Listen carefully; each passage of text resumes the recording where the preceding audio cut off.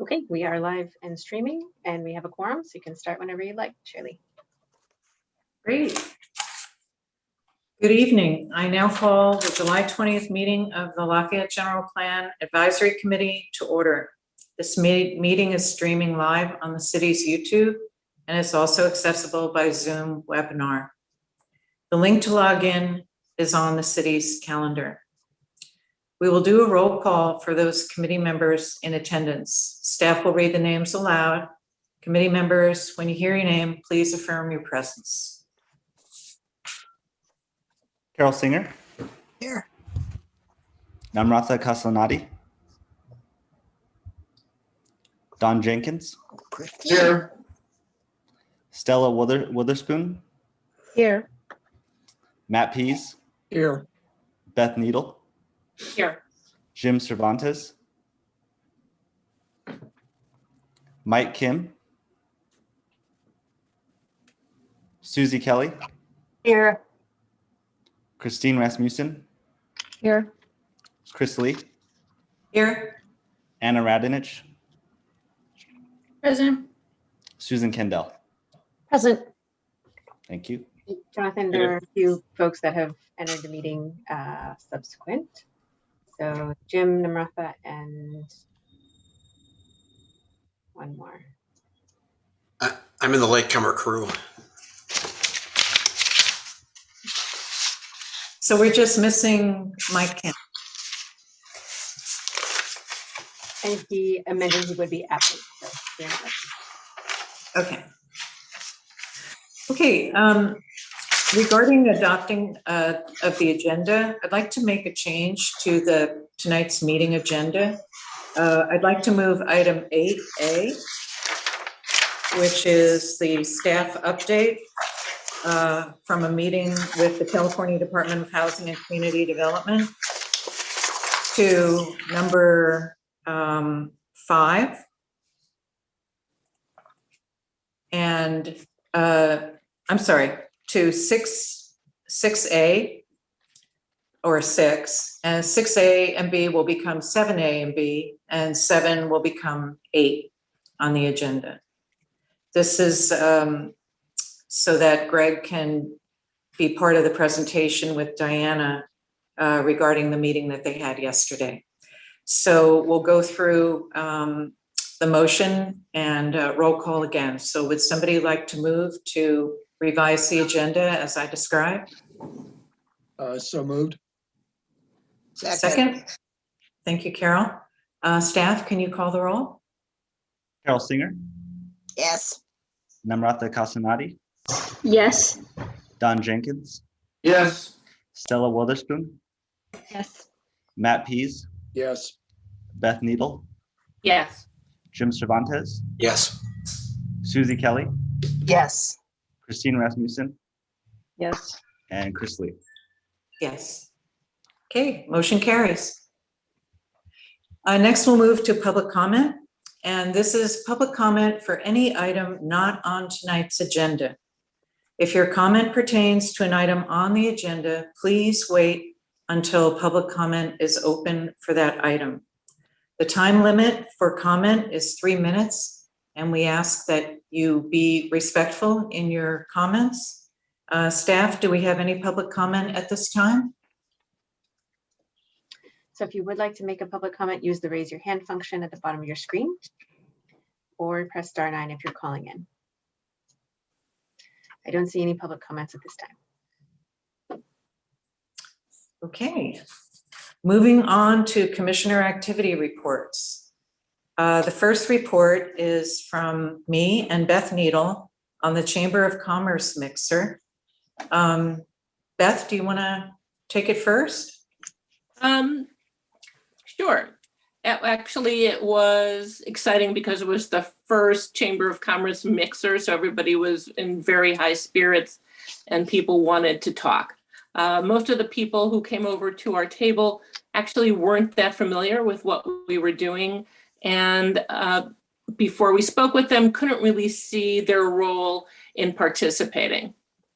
So as business people, they didn't, and I don't know if you feel the same way, but as business people, they didn't see their place in engaging. Hopefully we were able to change some minds, and we encouraged them to go onto the website and interact. A couple of them had different views than I would have anticipated, especially with regards to mixed use housing. And that was, was fun. It was fast. It's actually a good reminder for us to continue to engage with the business community and with the chamber in a very public way. I agree. I was glad that we were there. We got to meet other community leaders in Lafayette that may not be that related to what we're discussing here on the committee. But I was really glad that we were there as a presence, and that we had a table, we had information to hand out. A lot of people wanted to exchange business cards, but as you said, they weren't exactly down our alley, but it was really good to make the connections anyway. So yeah, it was worth doing. Absolutely. And Matt, in the future, if it's offered, I'd be glad to participate on behalf of GPAC and go to some of the meetings. Great, Beth. That's fantastic. We'll take you. Mhm. Me too. It was fun, actually. It was fun. Yeah. So the next outreach that we had was at Taste of Lafayette, and we'll hear from Matt and Don. I'll have to defer to Don. I candidly did not engage as much as I thought I was going to. I kind of got wrapped up with talking to some other people. And so Don, I'll defer to you. Well, I think, again, it was not designed with us in mind, but we had to stand in line a bit, and there was a certain amount of milling time. And Sarah and Rena were there at a table, and I'm not sure how much action they got, but I was sure to run around and try and hand out the cards and so forth to several people that I thought might be interested. Several said they would come to the program on the 30th, but unfortunately, those that said they would come, they didn't show up. So whether they forgot or whatever, I'm not sure. But I think at least people are more aware that we are about. That's bottom line. Good. Right. Okay. The next public event was the city council meeting on June 12th. Jim and I gave our reports. Basically, I updated the council on everything we had done since April 12th, which was the last time that we had delivered an update. And it covered a lot of territory. I'm always amazed at how much the committee gets done. Thank you to the planning department to be able to recap. And I think that the messages were very well received, that it's our highest priority to get feedback from the public. I went through all of the workshops and outreach that we had done, and Mayor Kandel was very happy to hear about all of the opportunity sites that residents had come up with for us. So I thought it was a great opportunity, again, to recap for ourselves everything that we've done in the last few months. Jim? Yeah, I thought it went well. Council asked good questions as per usual. I did an update on the mission statement survey. I've got an update to the update, which we'll talk about later on today, as we now have the final data in. But we have the mayor with us, so hopefully it was worthwhile for the council and the mayor. Thumbs up. Great. All right. Great. Next outreach was, I think, the biggest one yet, because we got to meet each other in person. It was sort of like When I think back on it, I think that was like the number one greatest thing that happened. So we had our June 30th housing element open house where we, again, thanks to the planning department for making the physical representation of the Remo and opportunity site and density placement exercises that we had done virtually. The setup was terrific. We had about 40 people coming through, and I think what lacked in numbers made up in the depth of the conversations that we were able to have. I spoke with one woman who is a Lafayette resident and a physician. She's been in this community for many, many, many years. She was very well informed, and I think we spoke for half an hour. So I feel like she walked away and got something. And I know she went to numerous tables. She was there for quite a while. And I'll have to say that that was true for many people who attended. They came and they stayed. So I thought it was a terrific outreach, and I wish that we could do it again in another forum and catch more people. But I can't say enough about the in-person aspect. It was just terrific. And I wanted to actually thank Jonathan, who I was able to turn to with every question that I was asked that I could not respond to. And he took a really thorough, deep, and thoughtful dive into each of these conversations. And I think the community walked away really satisfied. So thanks, Jonathan. And I have to thank Diana for playing that role as well. It's just really great to, at one point I was sharing the table with her and she just didn't mess around and got right into it. So, yeah. So thank you, Diana. And Sarah and everybody. We could, everybody. It would not have been Staff did a great nearly job. as good without the combination of staff there as well. Mm-hmm. It was really well done, really. Okay, next item for activity report is meeting with businesses that Susie Kelly had.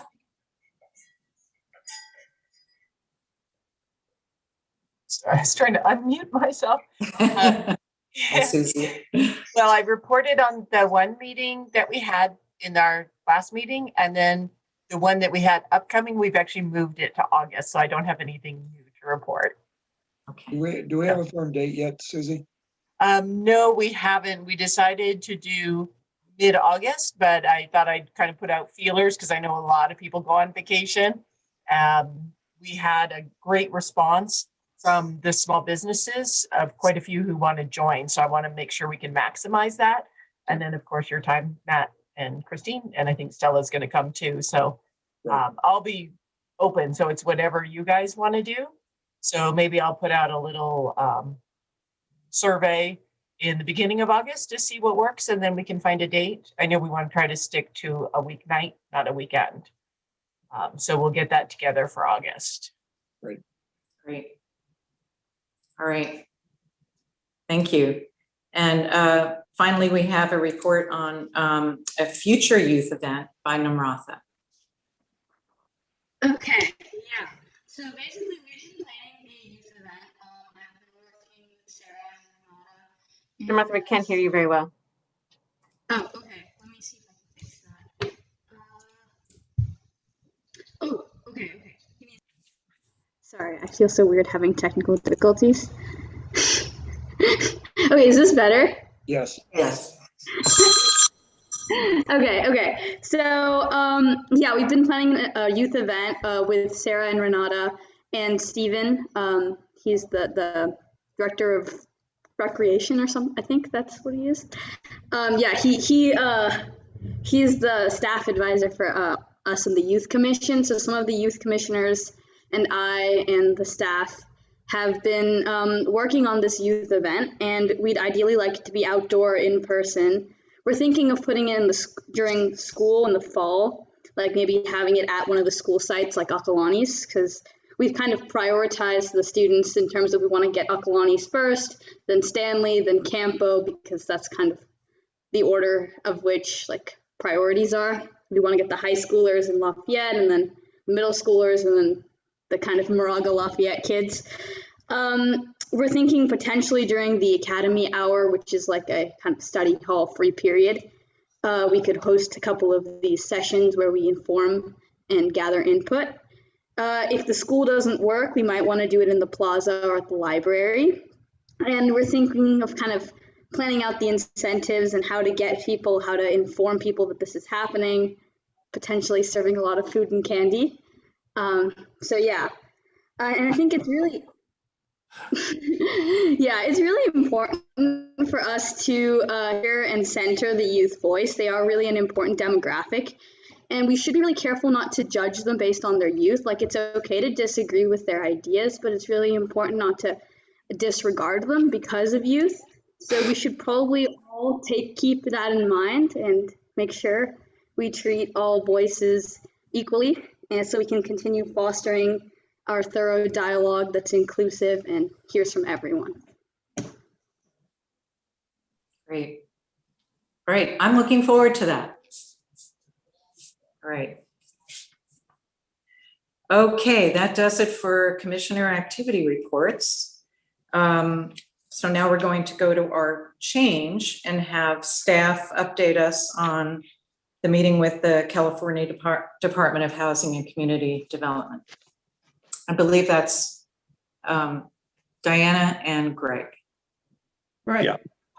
I'll kick it off quickly just to say that we had representatives from both ABAG and HCD, including Paul McDougall, who he's sort of the grand wizard, if you will, of housing elements. He's been there as long as I've been doing housing elements, which is a really long time. And he is really oversees all the reviewers in the state. So having him on board we felt was really important, especially because some reviewers are very new. They've hired a lot of really young new people, which is great.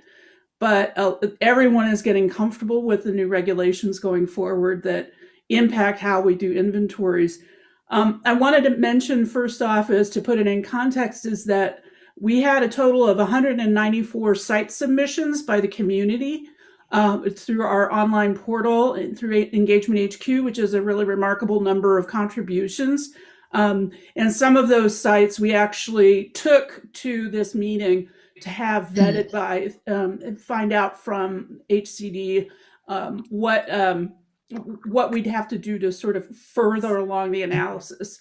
The other thing I wanted to talk about just briefly is I know there have been some questions about the existing spreadsheet that has color coding plus a column that talks about the likelihood of development in the next 8 years.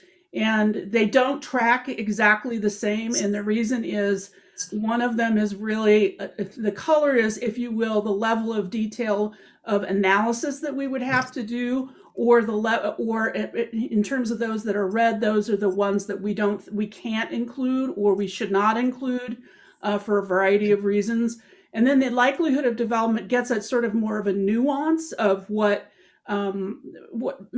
steps or problems might be involved in a particular site that may take longer, which is why we say high probability, medium probability, and low probability. And so there are two different columns, and I'm certainly happy to try to explain more about that, and we can certainly change it if it's too confusing, but we're trying to say, okay, if the example that I had given to one of the GPAC members who asked about this was Lennar West, which is the leftover from the Celia site from next to the Brandt, and it's sort of a long triangular shaped site.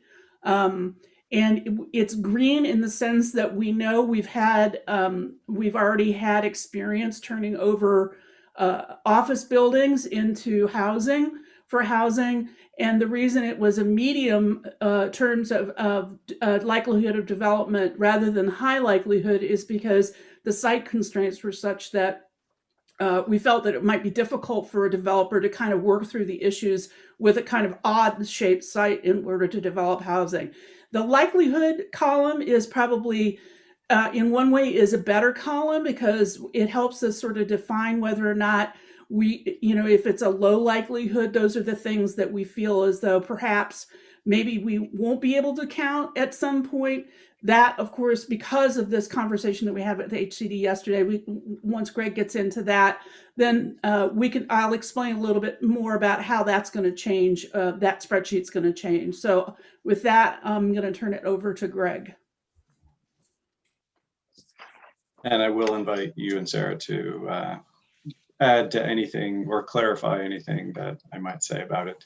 But it was very helpful to get early feedback on some, I don't want to call them archetypical, but they're different kinds of sites that are in the sites that were offered up to the public, the 194.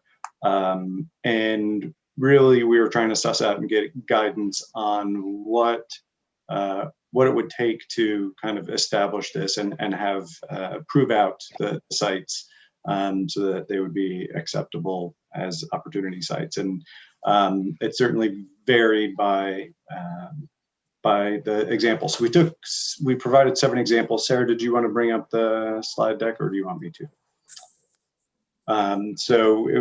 We provided them a PDF of 8 pages. The first page is just a summary table of the site information that is contained, and then in the next 7 pages. So each of the 7 sites, the page you'll see has a aerial photo. There's a Google map link in the upper right and the address and site number in the upper left. Some information on like parcel size, address, APNs, just information about it, and kind of existing conditions. And Sarah, I'm happy to bring it up. I have it up. But Greg, what I'm lost. Our information came in various pieces, and some I couldn't even download. It was just blank. So exactly which chart are you talking about? I'll be showing it. Okay. Here we go. Again, a question while we're paused. If Greg, if we went through all of the things that were likelihood and then were chartered as high, what is the total number of potential units if you did just the highs? Off the top of my head, I don't know. We can go back and figure that out. Okay, can I ask when was this given out? It has not been given out because we just met with HCD yesterday. Thank you. It was yesterday already. Wow, seems okay. Are you seeing opportunity sites for discussion with yesterday? Yes. Yes. Yes. So this is just the summary table of the information that's parsed out site by site on the next 7 pages. So the first site was Plaza Shopping Center. So this was a nominated site between Safeway and Whole Foods. We in the community all know it. It has McCullough's and a variety of food and services in Plaza Shopping Center. Big parking lot, and then all the way out to the boulevard with Metro and a bank use. So there is some degree of opportunity here, and we were trying to understand what would it take to demonstrate this as an opportunity site. And so there was discussion around whether the uses would be seen as discontinuing. And if that were the case, then the site could more easily, we could show that it could be redeveloped with mixed use or housing. If the going concerns and their vital businesses, and there's no indication that they would shutter, then the likelihood, and the property owner has some interest in developing some form of housing or mixed use, it would kind of be limited to the term that was used was refill. So instead of full-on redevelopment, but refill around the edges, if you will. So you can see on the aerial image, there's some parking lot spaces that could be built on, perhaps if structured parking were provided to accommodate the need of those businesses, et cetera. So I think in general, sites with thriving businesses that are doing well and are not sort of struggling or defunct, it would be a high degree of difficulty to prove those out as opportunity sites. So go ahead. Is that what they said? Yes. Okay. Thank you. Is the space up between the freeway and the back of the property, is that, looks like it's highlighted, is that for any purpose? So the private property itself is outlined in blue. This strip to the north is East Bay Mud. East Bay Mud right away, right. Right away, exactly. So I can have a conversation with East Bay Mud, but I don't think there's a high likelihood of them allowing that. So that was the first site. Second site nominated by the public was the 76 gas station next to Lafayette Plaza, a gift of Elam and Margaret Brown. So we have a series of gas stations in town, and we have seen gas station sites previously redeveloped. Sites that come to my mind are La Gas, if you recall La Gas, where the Mercantile is.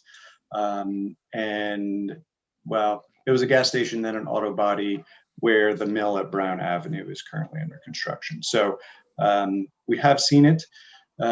This is a national chain, 76, and it seems to be doing fine, but the property owner may also be interested in redeveloping. So it is a little bit of odd shape. So we would need to, I think, across the board for every one of these sites and beyond, we're going to have to engage with the property owners to gauge their level of interest. And if they're not, and develop kind of a series of questions,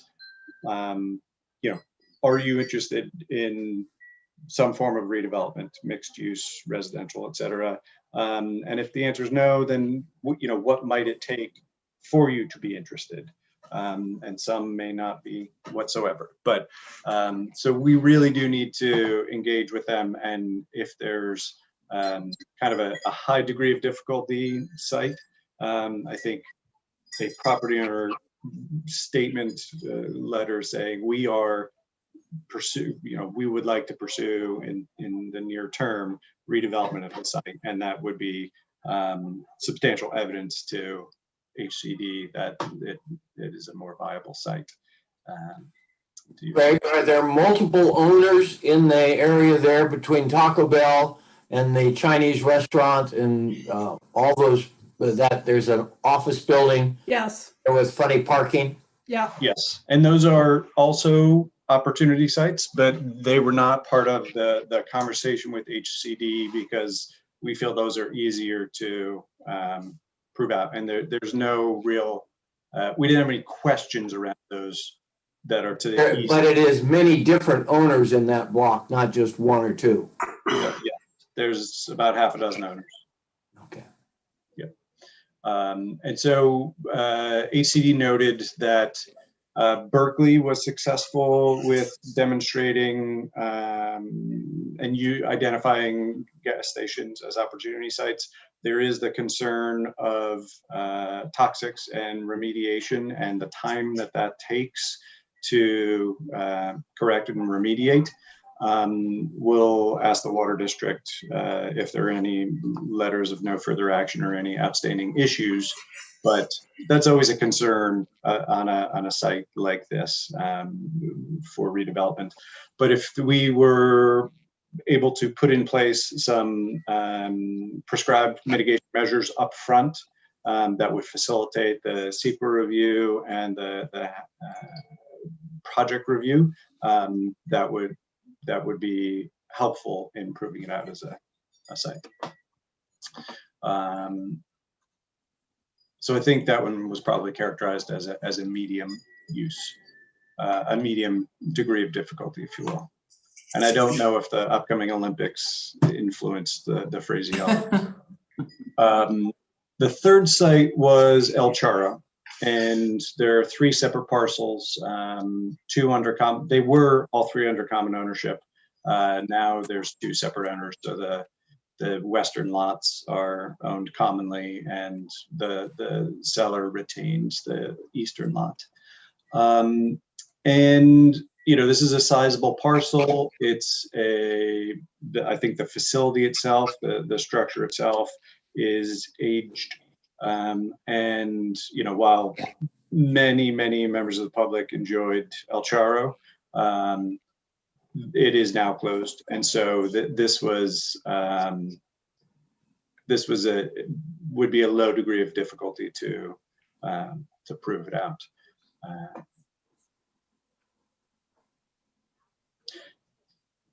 The fourth site was a series of sites nominated between the Park Hotel and the Lafayette Car Wash, including the Ace Hardware. So there are several narrow sites through here with Minuteman Press, some automotive uses. That is actually a city-owned parcel. It recently sold a parking lot, and Pacific Bell owns the little lot at the rear. And so the challenge here, first and foremost, is the lot consolidation and having to engage and figure out with multiple property owners. So that kind of kicks it into the higher degree of difficulty. But if there was a willingness on each of the property owners to redevelop, then that could make it, probably bring it down into the medium or low.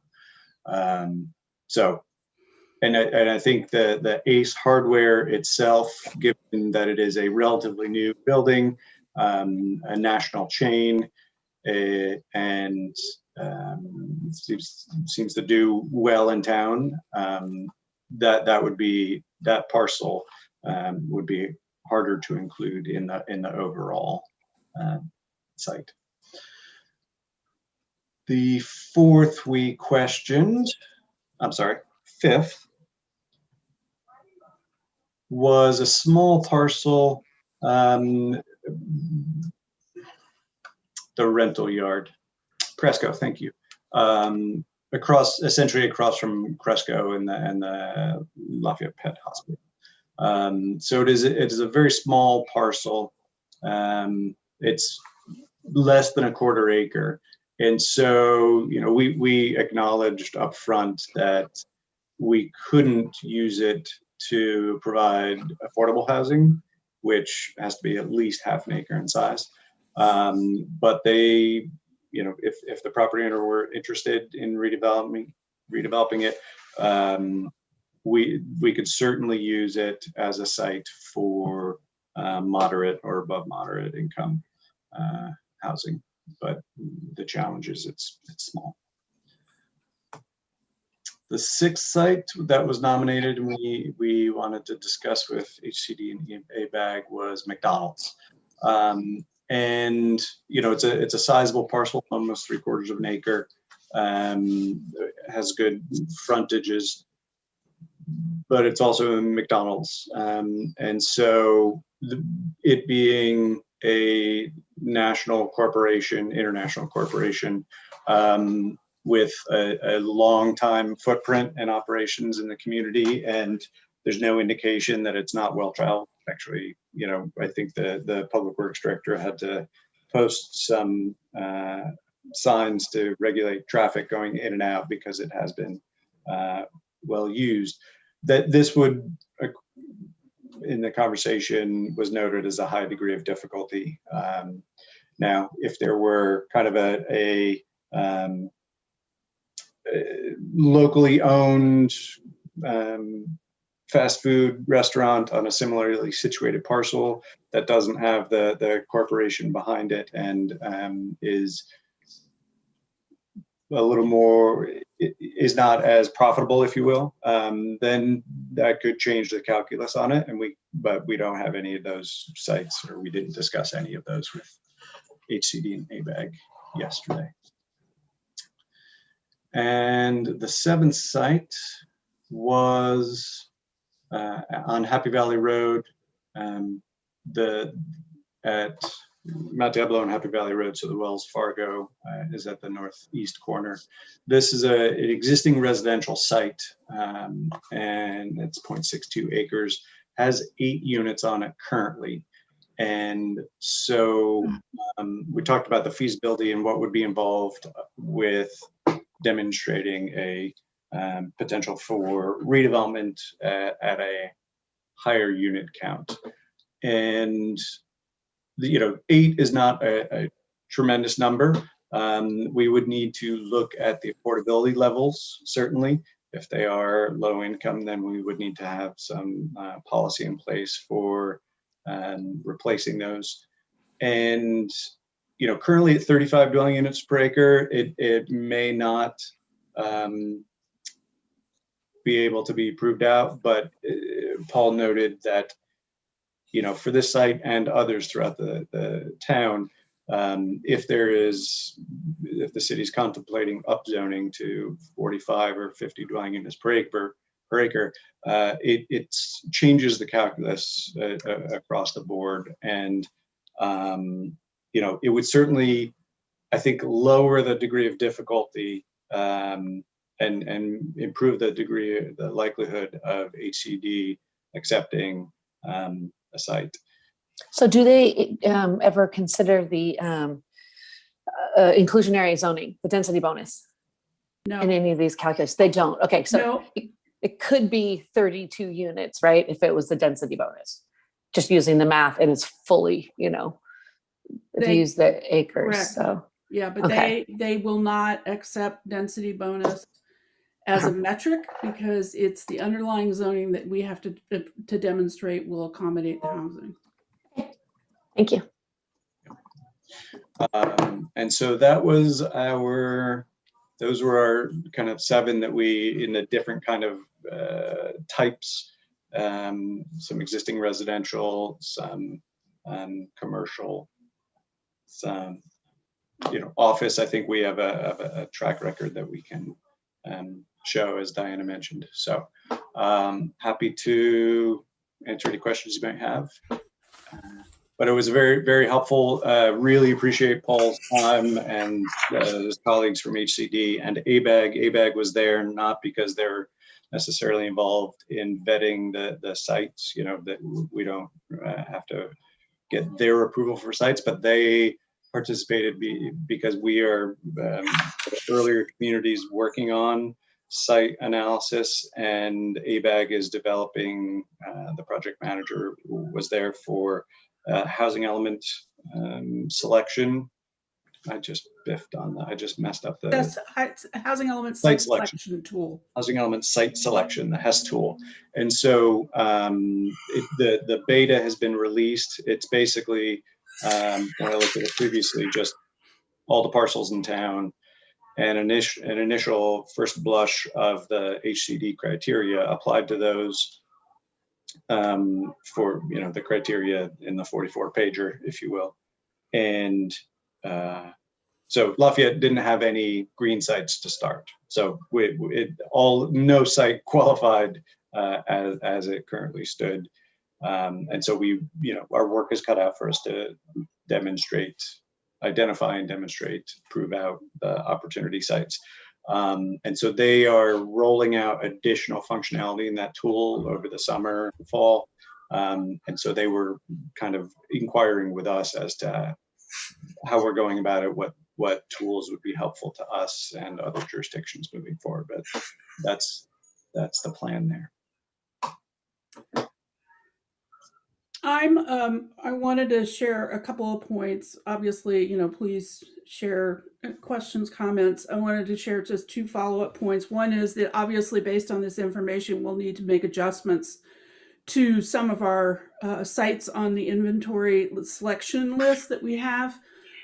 We have more work to do, and I think, at the end, obviously the end goal is to have enough sites that we can confidently say can accommodate the housing by income level that will satisfy HCD. And that to that end, we may have to have another interim sort of informal meeting with HCD to talk about, this is what we found out.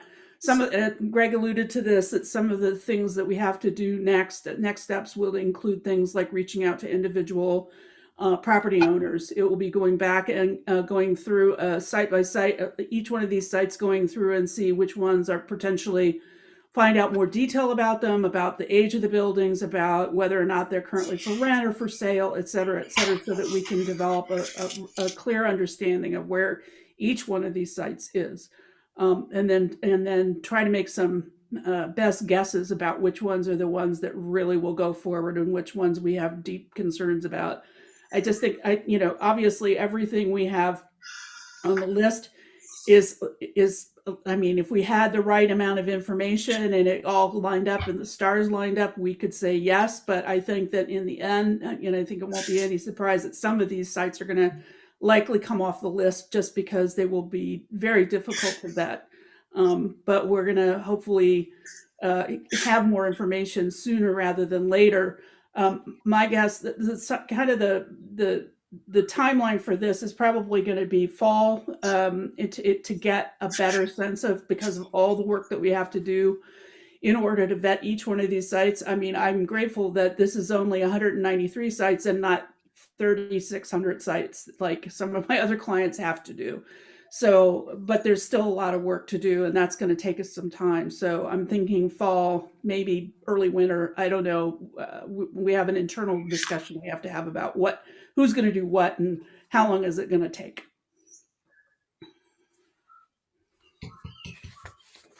Anybody have questions or comments? Matt has his hand raised. Yes. I guess this is to both Greg and Diana. When we first came up with this site selection inventory, I did a kind of back of the envelope calculation based on density at the BART lots and then the 35 units per acre everywhere else. And I was surprised how close that back of the envelope number came to the housing goal that we're looking at. In addition to that, we're going to have some carryover from this housing cycle into the next cycle. I don't know how much that's going to be, and we'll get a little bit of credit for ADUs. But I guess my question is, based on the attitude and the approach that HTC is taking, I know some of these sites are going to be eliminated, but do you think we're in a very tough situation, or are we closer than we thought? I'm trying to get a qualitative assessment, I guess, from you guys based on what you're hearing from those guys and looking at the inventory. How do you think this is going to play out? I know there's more analysis to do. I'm not trying to pin anybody down, but I'm trying to get a qualitative analysis at this point.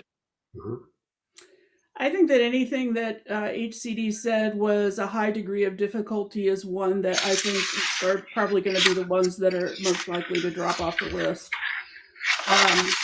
Especially since, for example, the sites where we have to aggregate quite a number of sites into it, and may have also remediation issues like auto repair, all those ones. For example, the selections of on the East End.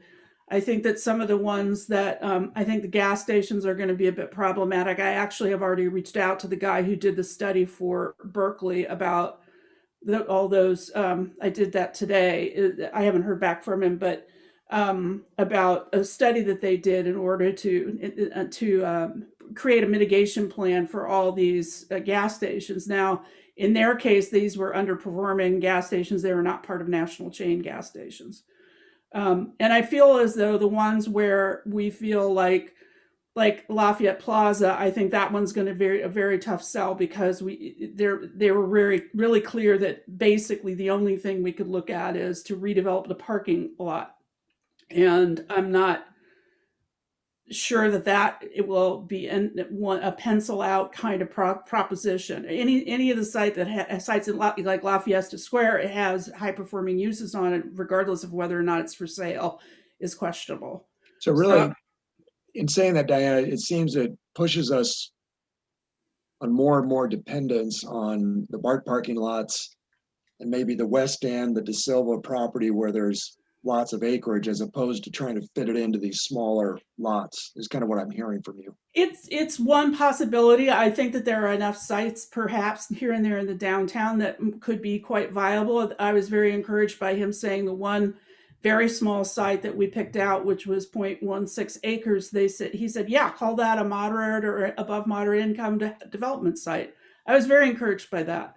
Okay.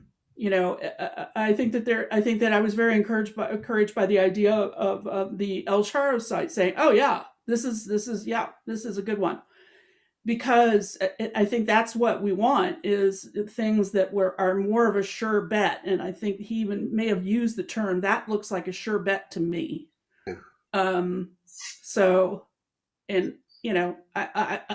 trust Paul in the sense that I've known him a long time and he's a straight shooter.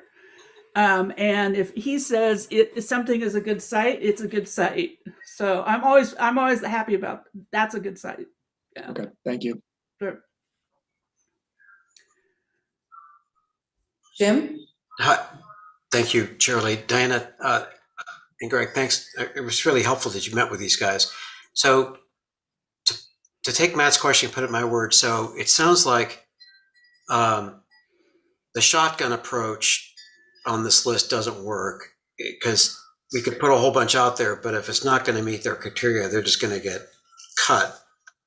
I mean, it's really, these are more like rifle shots here, to beat up the metaphor.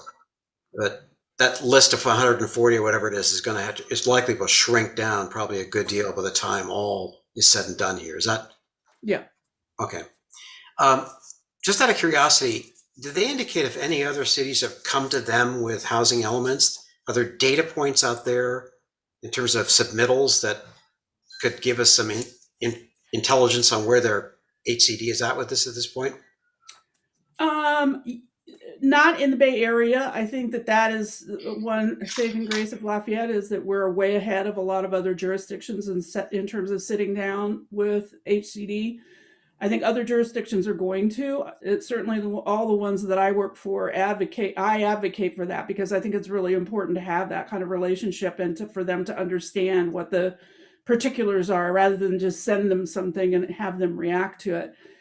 I am assuming, we do have some good information out of those jurisdictions in Southern California who have completed their housing elements. And I've got a list of those that HCD has said these are good ones, and specifically in terms of their inventories, and they are a little overwhelming. But there's some that are smaller jurisdictions that might be useful, and I'm going to be working on that as well. So there are some potential other data sets out there we could look at to see how HCD finds reality. Okay. Yeah. And maybe my last question is, did the topic of AB 686, the Affirmatively Furthering Fair Housing Act, come up?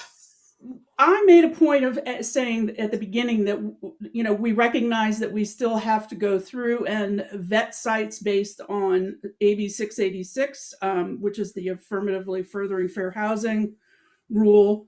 I think that this first pass was, are these either thumbs up or thumbs down sites? And I think that even if a site is, if we get all the sites that are thumbs up that are good, then we can decide, okay, is this a site that could be affordable, and should it be here or should it be somewhere else? I'd rather narrow on the basis of yes or no, and then sort of refine according to affordability as we go forward. I did mention that we recognize that we're going to have to go back through with that lens, but we're not there yet. But there wasn't any pushback from them saying they think we need to do like a, universal upzone across the city to satisfy AB 686? No. Okay, thanks. I mean, they definitely have points of view, that's for sure. And the main AFFH person was there at our meeting, and she didn't say much of anything. So, yeah. Okay. We'll deal with that bridge when we come to it. Yeah. Diana and Greg, I have two questions. Greg, I heard you say that we basically don't have, out of the community sites that were recommended, we don't have any green ones. And I went through this list today and saw that most of the green ones that the community had recommended were also on the staff's list. What he So- was, he wasn't referencing our green list. Oh, okay. Right. There's right. another green list. There is a green list. Yeah, I apologize for the confusion about that. So didn't look at the community nominated sites against my comment related to the HES tool, the Housing Element Site Selection tool that ABAG has released in beta. And in the background of that, if you will, the tabular aspect of it, you know, basically my understanding of the tool is that they applied HCD's criteria to Lafayette's parcels. And so if there was call it a slam dunk, it would have turned up as a green site, I believe. And Right. there were none, I think. A vacant site, Yeah, a vacant exactly. land, A with no sizable- known problems.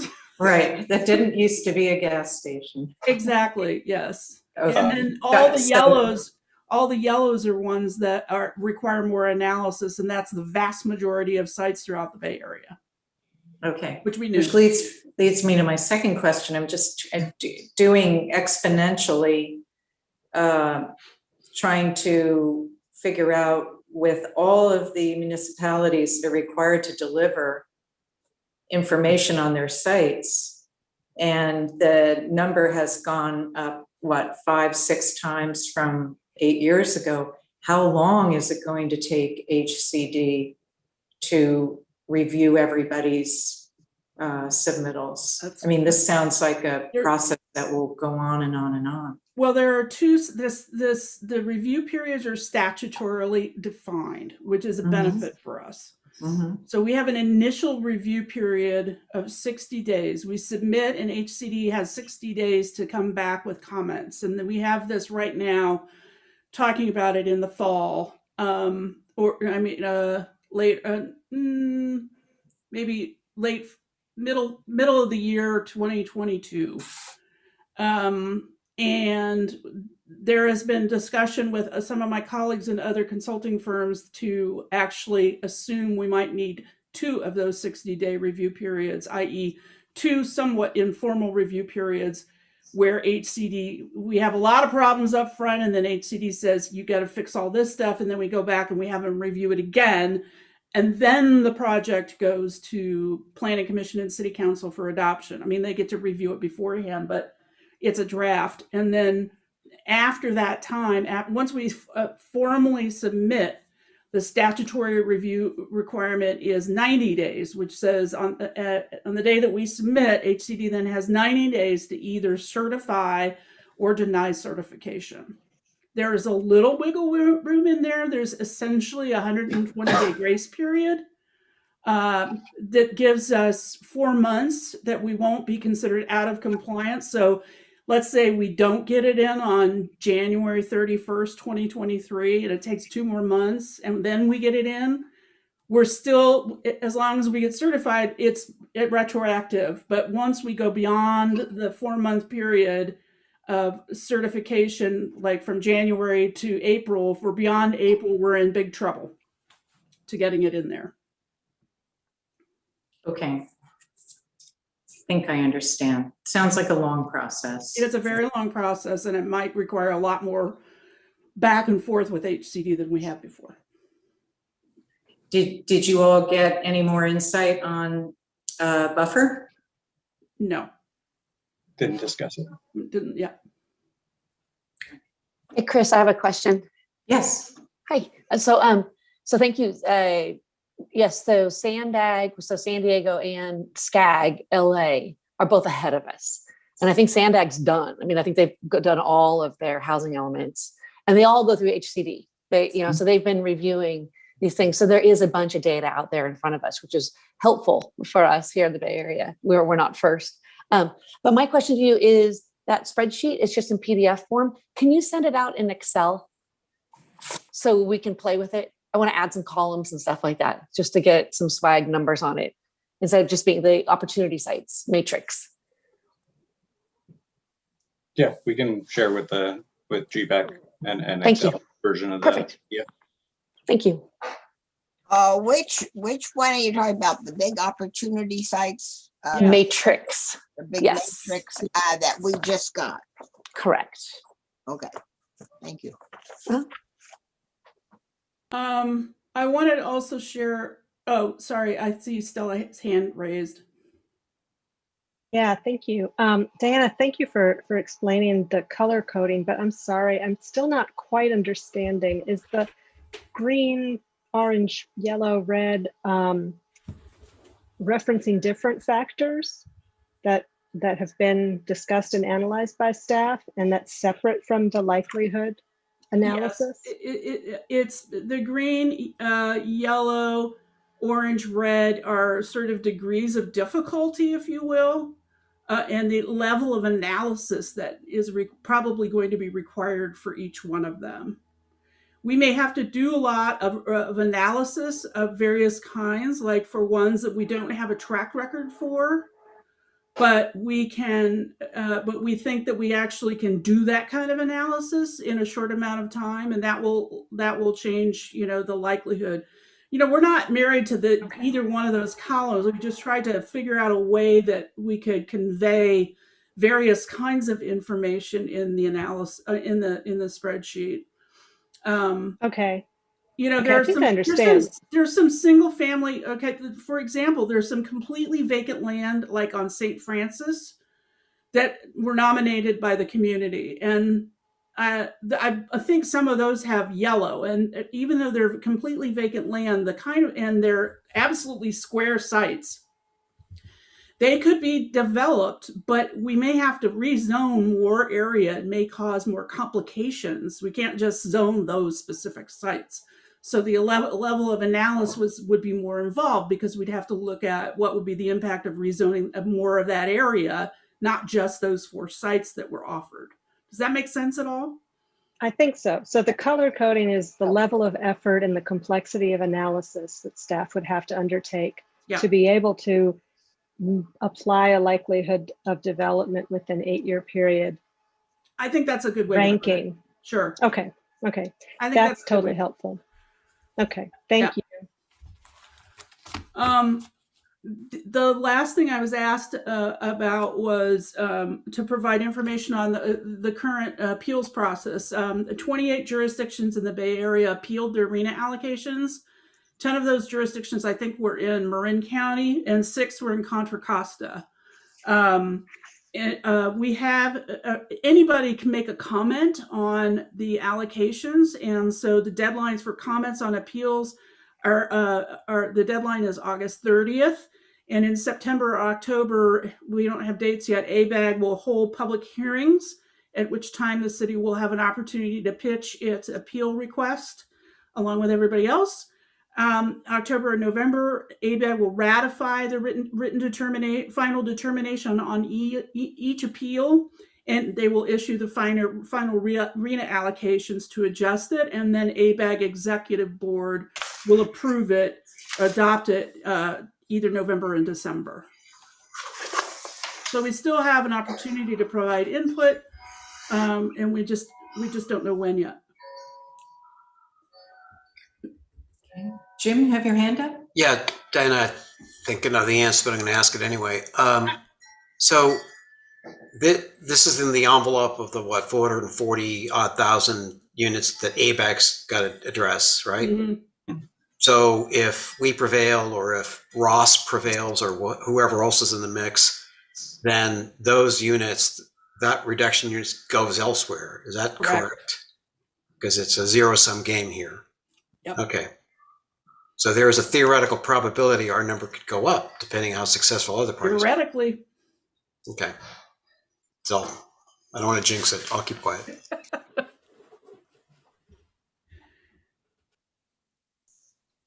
Anyone else? I'm sorry, this is Matt. Just a quick question. In the past, how many appeals have actually been supported?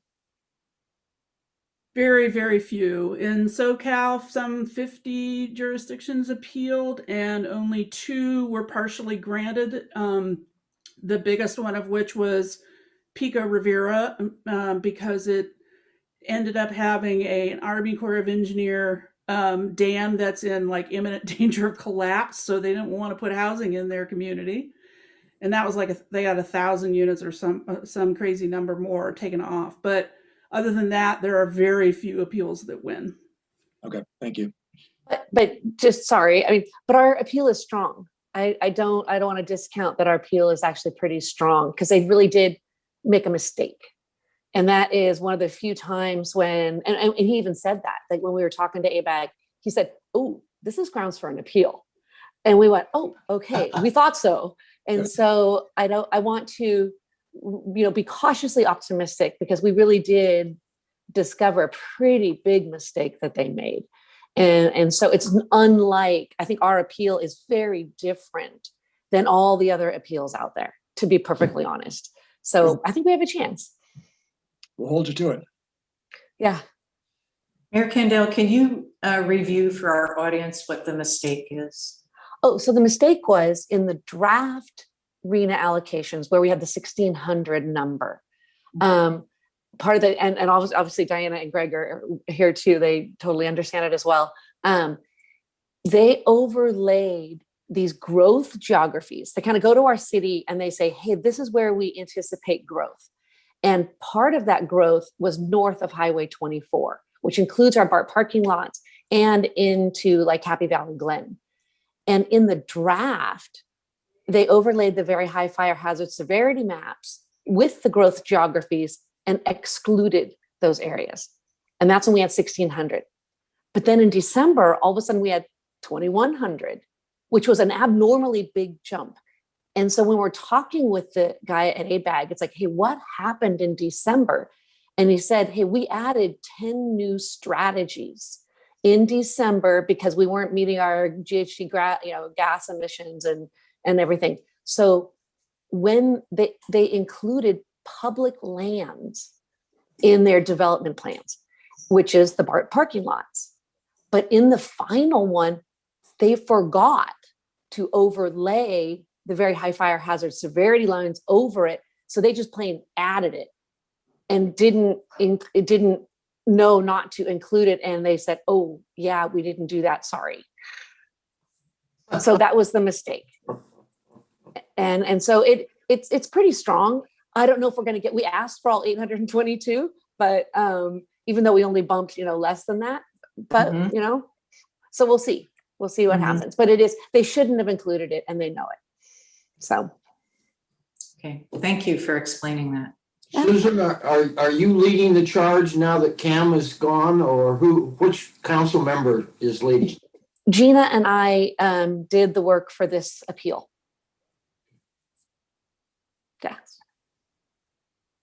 So thank you. All right. Charlie, it looks like there is one hand raised for the public comment and a couple more. But Stella had a comment too. Stella helped with the analysis as well. Mm-hmm. So maybe Stella can go first. May I? Mm-hmm. Yes. Can we see a copy of the appeal letter and application? I'll send it out to GPAC. That would be great. I think it would also be useful to have on the planlafayette.org website so the public can also be aware of it. Yeah, I'm happy to forward the email to you. You're welcome to do it as well, Mayor Kendall. And yes, it is going up on the planlafayette.org website. So thank you. Great. Thank you. Great. All right. If there are no questions at the moment, we will go to public comment. Again, we welcome public comment, and the limit is three minutes, and please be respectful. Thank you.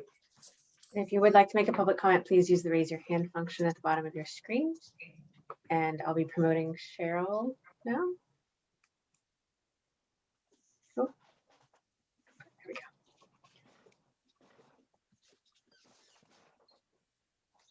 Hey, Cheryl, you're in the meeting if you'd like to unmute. I always forget that. Thank you, Sarah.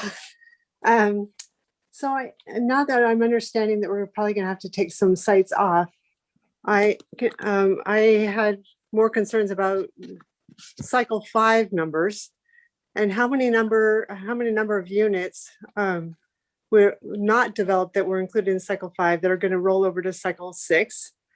And then I also had a question about how many sites that might be that are starting the development, such as Cecilia's, and then I guess the project behind the library and Corporate Terrace that might be used. How many units of those properties, I'm not saying this well, will roll over to cycle 6? So how many of the ones that are in the process that have been approved that won't be cycle 5 approved will go over to 6? So I'm trying to find a big number from 5 that will roll over, that maybe, as for me, I could subtract from the total number because they're already being built and it'll go for.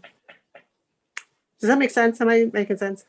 Mhm. Okay, good. I see Sarah nodding. Okay, so those are my 2 questions. I'm just really wondering how many numbers of places will roll over to cycle 6 from 5, and how many units are in the process now that will go to 6, and that we can subtract from our total units. Thanks. Right Thanks, now, Sharon. right now on our list, we have 653 units from cycle 5 that could potentially roll over into cycle 6. This includes the Brant, which is Celia's, Woodbury Highlands, the West End, Freethie, Stewart Street, Corporate Terrace, and the Terraces. If those projects receive their certificate of occupancy after June 30th, 2022, we can count them towards the 6th cycle. If they get them before their certificate of occupancy, before that date, we cannot count them against our allocation. Can you say the date of approval again? I'm sorry. June 30th, 2022. Okay. It's not date of approval, it's date of certificate of occupancy. That is the moment at which it is okay for people to occupy the units. Right. I know that the mayor has sent an email to staff earlier today asking about certain other sites and if they should be included on that list. And we'll go back through that and revisit them to see if they need to be included as well. So Cresco 5 was part of 5, right? Cresco? Yes. Okay. And so that could be moved forward to 6 as well. Is there a development on it? A development proposal? No, not that I know of. I don't know. We can reuse the site, yes. Yeah, that's what I meant. Yeah. Okay, thank you. I just want to be clear that staff identified all of the sites that were in the 5th cycle housing element as opportunity sites that have not been redeveloped, and brought those forward into the 6th cycle opportunity sites. So those should all be reflected in, and if there's one missing, we need to correct that. So can I ask a question? Sure. So if I use Cresco, which I know is cycle 5, I don't know the acreage of it, but you would have a housing, not a housing units, right? That you would know that would go on that acreage. So would you be able to say, could we get a list of how many units could go on Cresco, and we would know that that would go forward as cycle 6? Because we already know that HCD should approve Cresco because it was in the cycle 5. That would be my assumption. So how many housing units would go on Cresco, and can we start getting a number from those properties that have not been developed that are moving forward to 6? Because HCD should approve them again. That is a longer term project, and the reason is we don't know if we need to upzone areas in order to accommodate all of the units. So we don't know. We could tell you what the unit count could be on the site based on current zoning, but not what the potential future might be. So this process is a very long and iterative process in order for us to get to an understanding. If we have X number of sites with X number of acreage and it's this density, then we can meet or we cannot meet our unit goal. If it's not enough, then we may have to upzone. So it's much more complicated than simply saying, can we do this now or not? I understand that. So maybe we could have a category that just says current zoning. Okay, thank you. It's on that spreadsheet already, yeah. Current zoning is already on there. We brought forward undeveloped, unredeveloped properties from the 5th cycle into the 6th cycle. As well, any units that are get their C of O after June 1 of, forgive me. June 30th, Thank 2022. I knew once I in hit my the head. that those will absolutely be counted in the 6th cycle. Okay, I was just looking for a grand number without upzoning. But thank you. Thanks, Cheryl. Craig, you are in the meeting if you'd like to unmute yourself. Thanks so much. Good evening, GPAC and Mayor Kandel, and everybody's working so hard on this.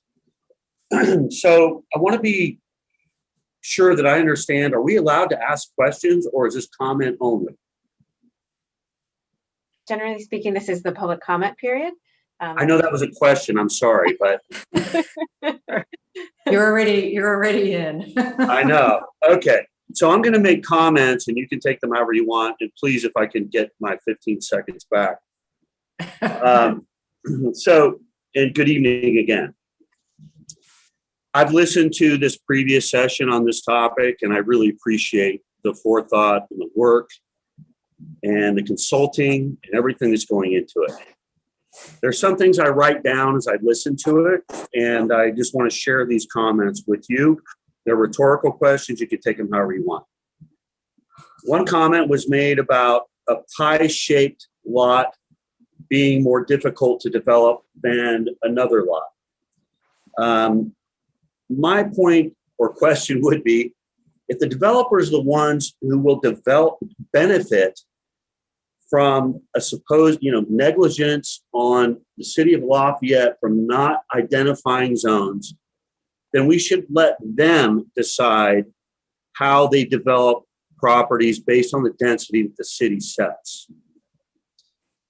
The next point that came to mind in the discussion so far is about the calculus based on profitability in the McDonald's example.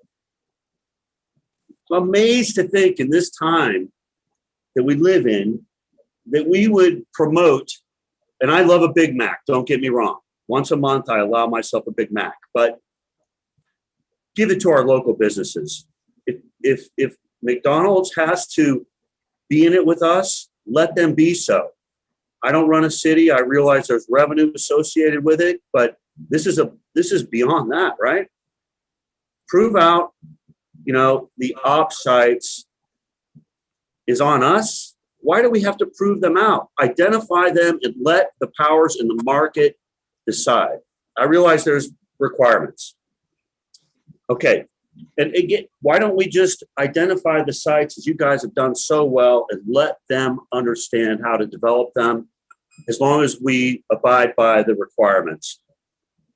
I'm sorry to say that I heard there were no buffer discussions with HCD. I don't even know what that acronym stands for. I know what ABAG stands for, but that's another one I really liked.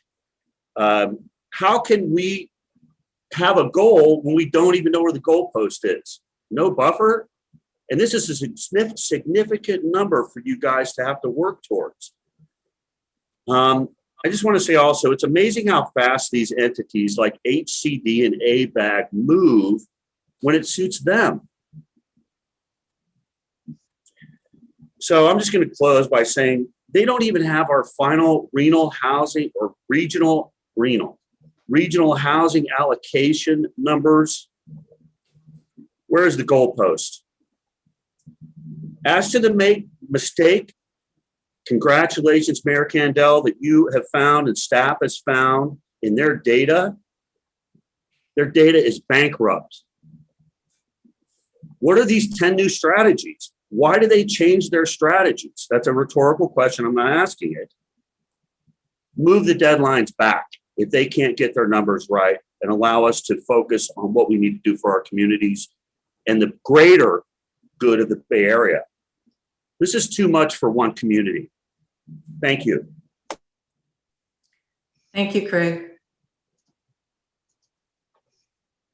I will promote David Clark.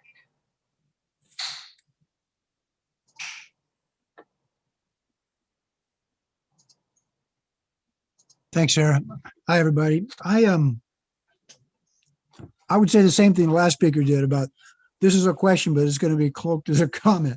But just having heard tonight about the appeal and the potential for perhaps up to 822 units at the Bartlett taken off our side of the ledger, and having to submit the site opportunity specifics coming up. I'm hoping that all those things are being coordinated so that we can take advantage of each of those. So I'm not sure what the timing is. If I could ask a question, I asked you what's the timing, but I just point out that hopefully we've got control of the timing, or can get control of the timing, so that if we win that appeal, that we're going to get benefit of that before something else has to be submitted. That would make that too late.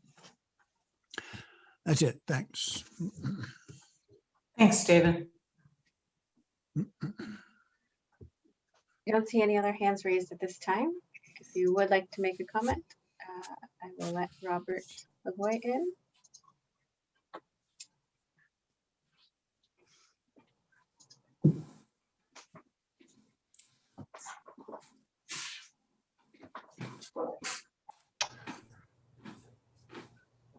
Hello. There we go. Thank you. Hi, everybody. Is this the only public comment time tonight? Or are there going to be other? No, there'll be public comment after the next set of presentations, but public comment for this issue is right now. Okay. I'll just say one thing then. I think that I continue to press the committee to seek the survey data from every resident of the community. I still think that we've touched on a very small slice of the population in the community, and I think we need to ask two major questions.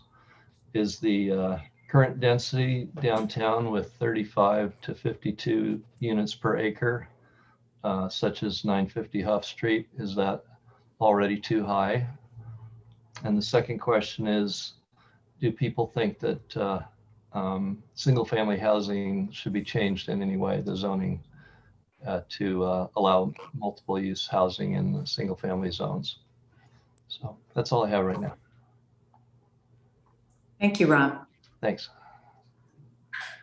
I don't see any other hands raised at this time. Okay, so we'll bring it back to the committee. Does anybody have any other comments or questions for Greg and Diana? No? Okay, looks like no hands. Thank you very much for that update. That was a lot of great information. And thank you, Mary Kandel, for explaining the error. Thank you. Good night. All right. Great, good night. Chair Lee, just before we kind of dive into the next item, I don't know if you want to consider taking a vote to extend the meeting at this point. We had previously discussed doing that at 7:30 since our meetings are supposed to be one and a half hours. However, we still have two agenda items left. So you can either. Right. Yeah, and just to say the two agenda items are pretty important. If we defer to next month, we might lose impetus. And I just would ask that the committee take a vote about extending to, let's see, 40 minutes plus 10. Maybe another hour, 8:15. Okay. 8:15, okay. 8:15? I move we extend to 8:15 if we need to move. I second. Okay. Okay, roll call vote? Okay, Carol Singer, Yes. Namratha Kaslanati, Yeah. Yes. Don Jenkins, Yes. Bella Witherspoon, Yes. Matt Pease, Yes. Beth Needle, Yes. Jim Cervantes, Yes. Susie Kelly, Yes. Christine Rasmussen, Yes. Chris Lee. Yes. Okay, motion carries. But I would like to say, I think maybe we seem to be doing this quite a lot, maybe get a little more control of the agenda in the beginning or something. So, we can just count on going to 8 or else stay within our agenda. I think in this case, because the meeting was just yesterday with HCD and ABAG, a lot to report, questions, a lot of questions. So this was a little special. We didn't really know how long it would take until probably today. So I agree. And I think we've been doing a fairly good job on managing the agenda, but we have a lot, there's a lot going on right now. So why don't we make it as quick as we can without skipping over important questions? Well, I don't mind going to 8. I just think we ought to decide ahead of time. Have our meetings go as long as we need. All right. So right now we're going to go to 8:15, and we have a presentation on the housing element, draft background and housing needs. So staff, take it away.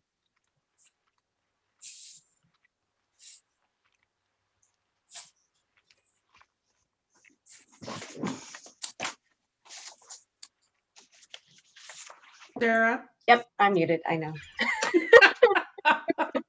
Getting back into the swing of things. So we're going to talk a little bit about the background data for the housing element. Diana's going to take this mostly, but I just wanted to kind of give an overview, talk a little bit about the timeline again, kind of just bring it back in context. And then Diana will talk about the data and background for the housing needs analysis that needs to go into the document that we end up submitting to HCD. And then we'll talk a little bit about diversity, equity, inclusion, just always wanting to bring that back into the discussion and remind ourselves to look at it with this lens. So in terms of timing, we are here. We are in the middle of 2021 already, just starting our CEQA review in the housing element. And so we had previously brought to the committee sort of a stage and process of three different sections of the housing element. And we are planning to bring the goals, policies, and programs to the Planning Commission in November. So this group has a lot of work to do between now and then, really digesting all of the public input that we've received, and then using it to help formulate the goals, policies, and programs. And so again, just reiterating sort of these 3 sections that we're bringing this document to you in. This is this background data section, section 1. So this is more about demographics, the housing needs, the historic production, and the context of the element itself. And then next we'll be diving into the goals, policies, and programs. So those are the sort of implement the goals and then the implementation tactics of how we're going to achieve those goals. And then lastly, the land use plan itself, which includes the inventory, the opportunity sites, all of the RENA numbers, and zoning. And then just a little bit in terms of timing. So we're here in July, we're reviewing the background data as we had mentioned. And then next month we'll be bringing that to the Planning Commission, assuming GPAC forwards recommendation to do so tonight. And then we'll be starting our review of the goals, policies, and programs with this group, and continuing that into September. And then I will hand it over to Diana to start a discussion about the background. And I will attempt to be lickety split on this. Let me give it a little background of the 70 plus or 70 page document that you have that's the housing needs background. Probably 70% of that is written by ABAG in conjunction with the state of California. They did this for every jurisdiction in ABAG. In 109 jurisdictions, they wrote these sections. There are some weird kind of tweaks that we still need to make to it, where numbers were plugged in that kind of don't make sense, but we're in the process of doing that. We wanted to make sure you saw this to begin with. In addition to the statutorily required information, there's also another third of that 70% is statutorily required. Another 30% is a combination of other data that we feel and that HCD and ABAG feel is useful information, as well as some information that we pulled over from housing elements that we've done in Lafayette before that were particularly useful, especially around the issue of housing affordability. I'll just briefly mention that this chart shows that of the 2,100 units plus units that Lafayette got, a significant chunk of those units, in fact, about 50% or a little more are for lower income. The rest, you can see the percentages on the right hand side. While Lafayette has a slightly greater incidence of very low income households in the RHNA allocation than the county, it's significantly larger as a percentage than the Bay Area as a whole. Well, I can explain more of that later, but for now, this is the key data point. Next slide, please. The reason why the focus tends to be trending downward for lower income households is because the city and the county as a whole has very high incomes, and there are lower income households in the community. In Contra Costa County, the median income for a family of four is $125,600. That means there are equal number of households above and below that dollar amount. A single person earning not quite $14 an hour is considered extremely low income. And a three-person family that earns almost $100,000, around $47, $48 an hour, is considered low income. So you can see that we have an issue here with income disparity. Next slide, please. By income category, the city of Lafayette is disproportionate in terms of the number of households that are considered above moderate income compared with both the county and the Bay Area as a whole. Even though only about a little more than 25% of the households are considered lower income, they still represent significant numbers of households in the community. Next slide, please. When you look at the distribution of population by race, ethnicity, and age, you see that essentially the older you are, the whiter you are. And it tends to be true all around the Bay Area. Most jurisdictions are growing in their distribution of diversity, if you will. These kinds of slides that I'm showing now and will continue on will be very important for our discussions when we have to comply with new rules regarding affirmatively furthering fair housing.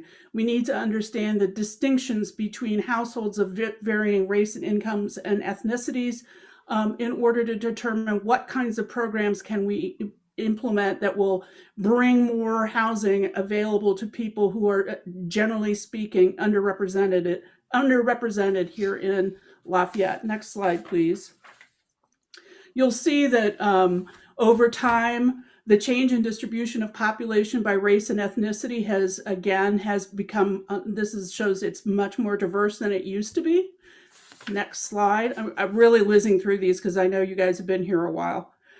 This is one that's really interesting. It talks about the distribution by housing tenure. That is, whether you're an owner-occupied or a renter-occupied. Essentially, the folks that are primarily homeowners are white, and those that are renters are, generally speaking, not. There is basically not enough data to really talk about Native American households in the community, although there are 3 or 4 households actually that are Native American. Next slide. This is the distribution of households by race and ethnicity and income. It basically says that in the total community, 7% of the whole community is extremely low income. 7%, another 7% is very low income. This is the bottom row. 7% is low income. 6% is just below median, and 73% is above median income.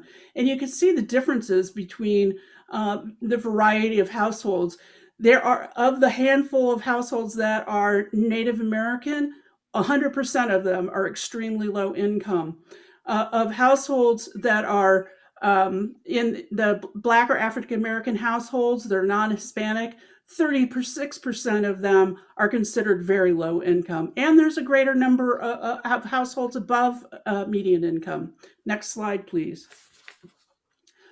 I picked this particular data point because I think it's really illustrative of what happens as time goes on in a community.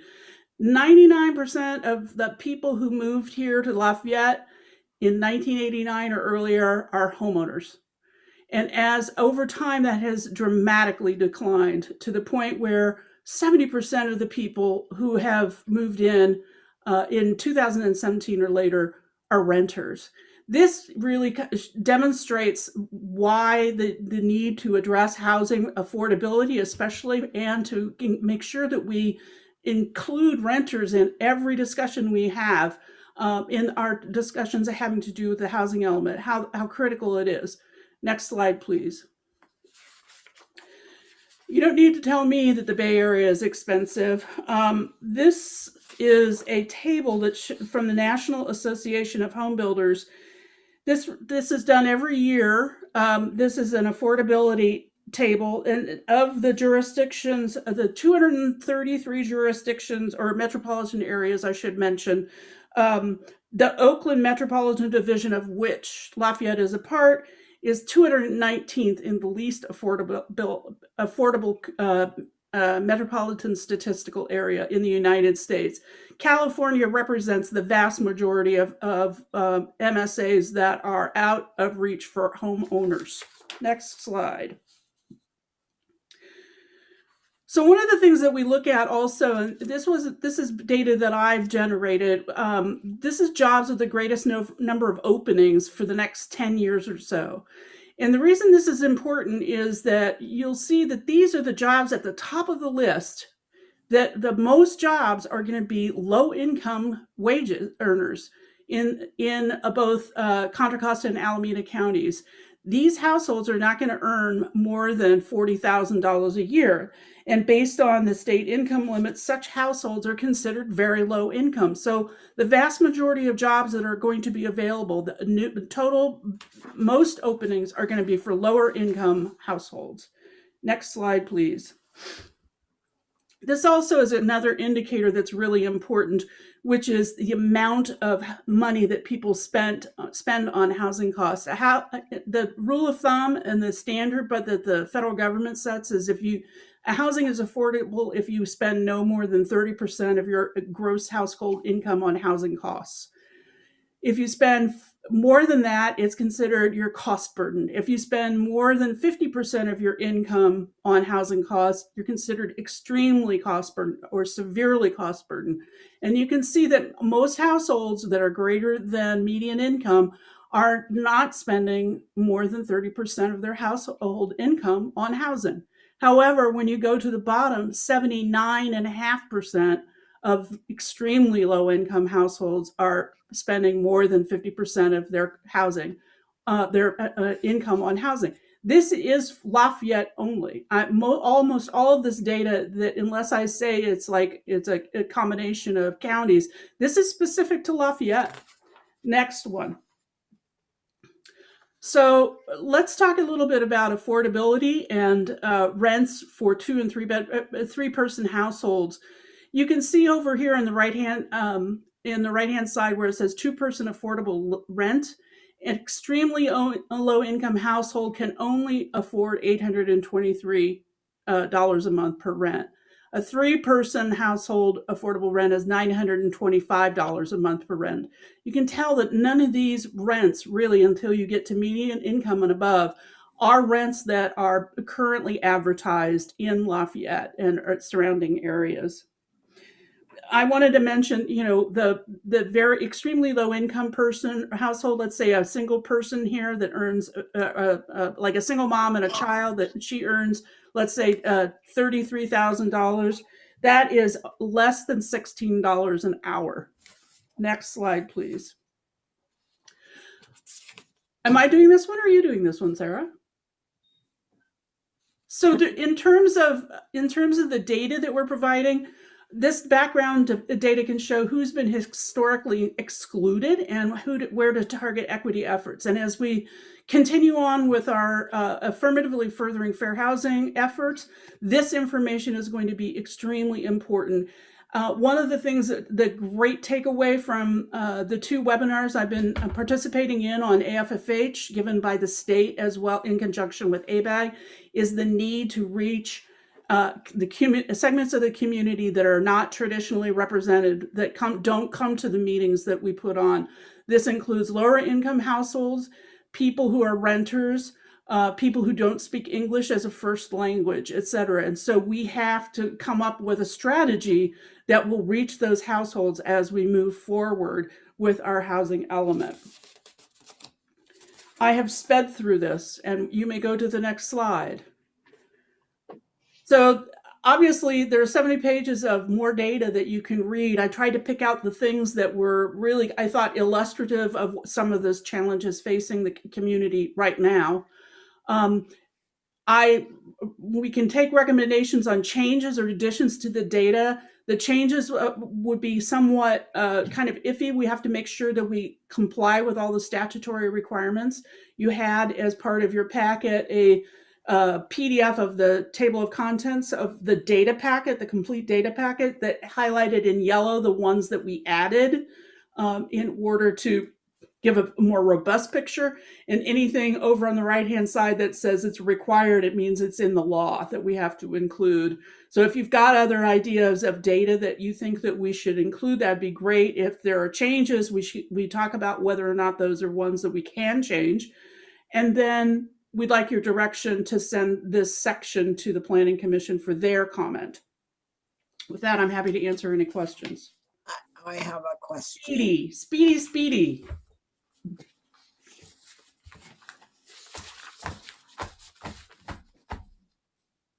Yeah. Sorry, Carol, do you want to go? Yes.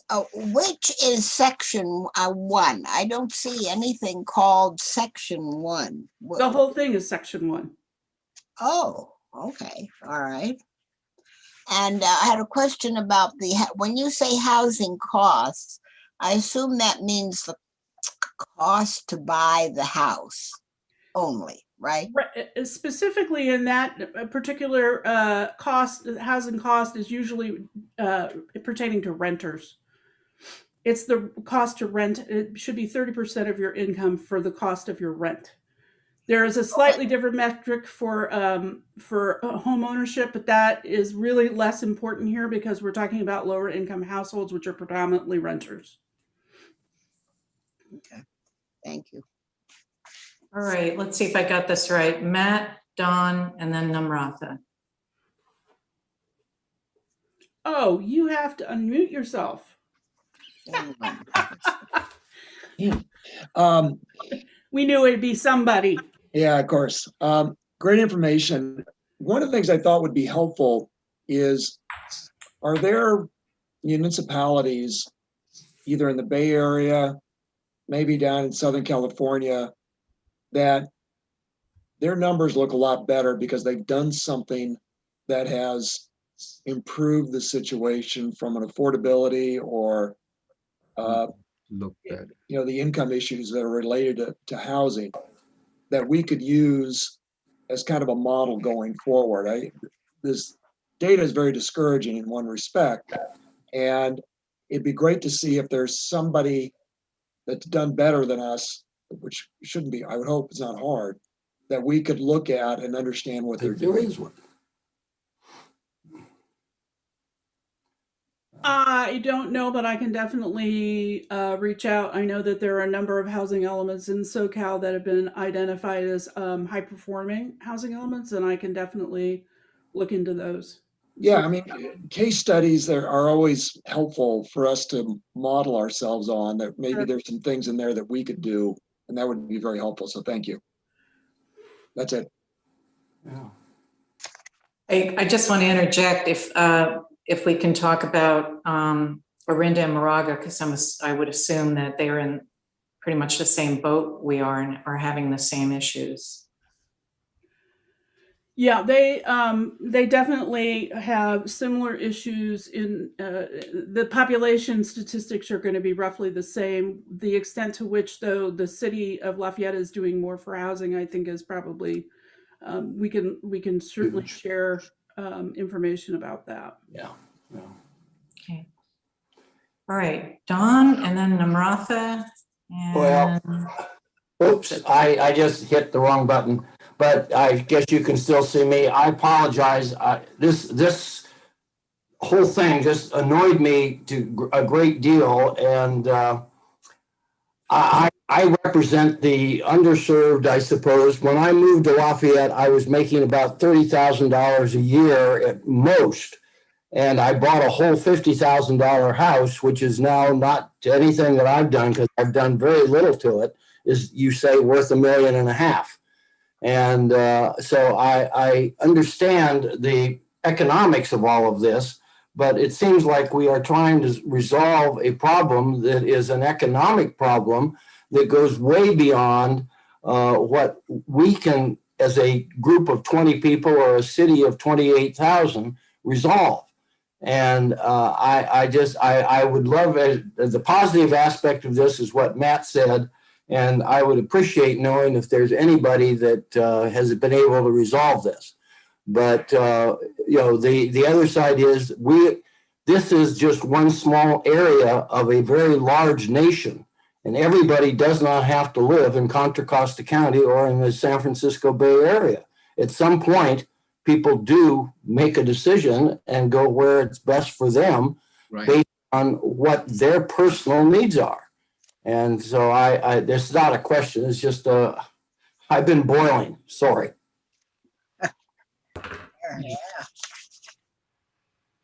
Okay, thank you, Dawn. Namratha? This was just kind of like not like a housekeeping question, but kind of, is there a way that we could see those slides at a later time? Because you kind of went through them fast and I didn't quite catch some of the graphs as well as I would have liked. Well, definitely we'll make the slides available, but also the whole packet of data is We've got it. available online as well. Online. Okay, great. And the second thing to respond to, I guess, Dawn's point, I would say that, yeah, it's an economic issue, but it's kind of a social and structural issue as well. And I mean, there's not a lot like we as a 13-person group can do, but I think we should keep these numbers and these figures in mind when we're making decisions, because we could do something a little bit that might make it a little bit better, and then the next group can come make it a little bit better, and over time things would get better. I mean, that might be a little bit idealistic, but you know, I'm 17, so yeah. We appreciate that. All right, thank you, Namratha. Anyone else have a comment? I do again. Okay. One of those slides you showed, and thank you very much for this, I think showed the increase in renters versus homeowners. Does that have anything to do with the increase in apartments? When we moved here 52 years ago, there were almost no apartment buildings here. You couldn't rent. So there are a lot more now. Does that reflect, isn't that reflected in the increase in renters versus homeowners? Not entirely. I think that there's probably some of that. There's also people who rent houses. There are people renting duplexes. So not every single family house is going to be with a homeowner. But I think that the main statistic, the main thing is that the people who are coming in are renters rather than owners, and how that changes some of the equation in terms of how we plan for housing. But definitely we can look into that to see what impact, because I've got data going back, I don't know, 30 years or so, that I could go back and look and see how many, there haven't been that many units added to Lafayette in the last 20 years or so. Well, I'm talking about 52 years ago. I know, but I'm saying in terms of the households that are coming in since 2017, the vast majority are renters, not owners. Okay, but it is because we have built apartments, a lot of them. I know renters, and only one out of the group of renters that I know were in an apartment, and they were only there for a year because they already had plans to move permanently somewhere else. But there are a lot of homes that are rented. We bought our home from a family that had rented it for 10 years. So I think there are more home renters than we think, for many different reasons. The schools, or they're coming from overseas to work at Cal for a year, that sort of thing. I think there are more renters than we know. So I was actually glad to see that slide. Can I just chime in on that? I'll just share, I'm a renter and I have a great job, but I'm a single mom that raises 2 kids, and I can't afford a $2 million house, much less a $1 million house. So I think there are a variety of, just like everyone is saying, of reasons why people are here. And maybe some of it is that there are a few more apartments, but I'm guessing it's just the cost of purchasing a house that is prohibiting more people from buying versus renting. Sorry, I cut in front of a few people, but I wanted to chime in on that. Yeah. Okay, Jim? I think Stella's ahead of me. Oh, Stella, sorry. Oh, there you go. Oh, okay. Thank you. I had a couple questions and maybe a suggestion or two. There's a section on page 7, which I think is in the key facts summary, about displacement and gentrification. And I wanted to know the source for that. I don't have to know it right now, but if you could maybe share that with GPAC at a later date. I can tell you in just a minute. You want to ask your second question? Well, yeah, I guess I can make my comment. I thought that it might be useful to highlight seniors in 2 places. One within the special housing needs section of the key facts, and then also, let me try to find it now. In the cost burden. Sorry, I'm trying to find it now.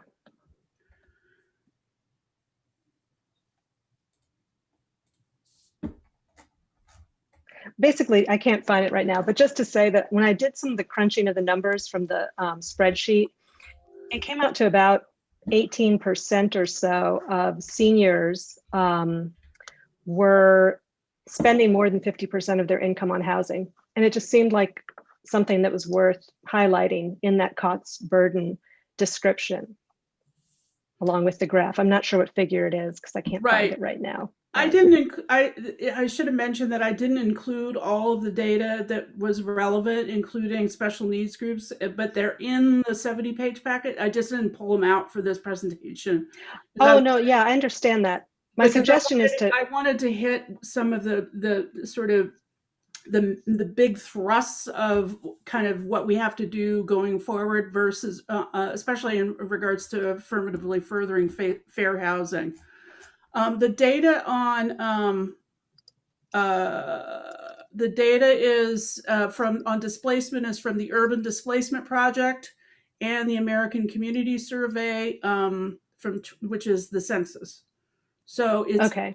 That information is in the actual packet. I mean, the actual report is around page 34. Okay. Let me make a note of that. Yeah, my comment for highlighting seniors and the cost burden was not about the slides you included in your presentation. What's actually to add it to the report, to include that in the descriptive for the figure for that section. And then I think just generally, because there's a fair amount of senior information in here. What specifically were you asking to put in or recommending? Well, I was trying to find the section. So maybe what I should do is do it offline and send you an email. I can't find the table and the paragraph that I made notes of. Okay. So I'll do that. I'll do that offline. Thank you. Sure. And I think just, generally in reading through the 70-pager, there were a couple places where the narrative didn't really describe the data. It was sort of more interpreting perhaps, or just making some maybe unsubstantiated analysis. And I just thought that really the text for the figures in the 70-pager should be descriptive. They should be about the demographics that the data is about.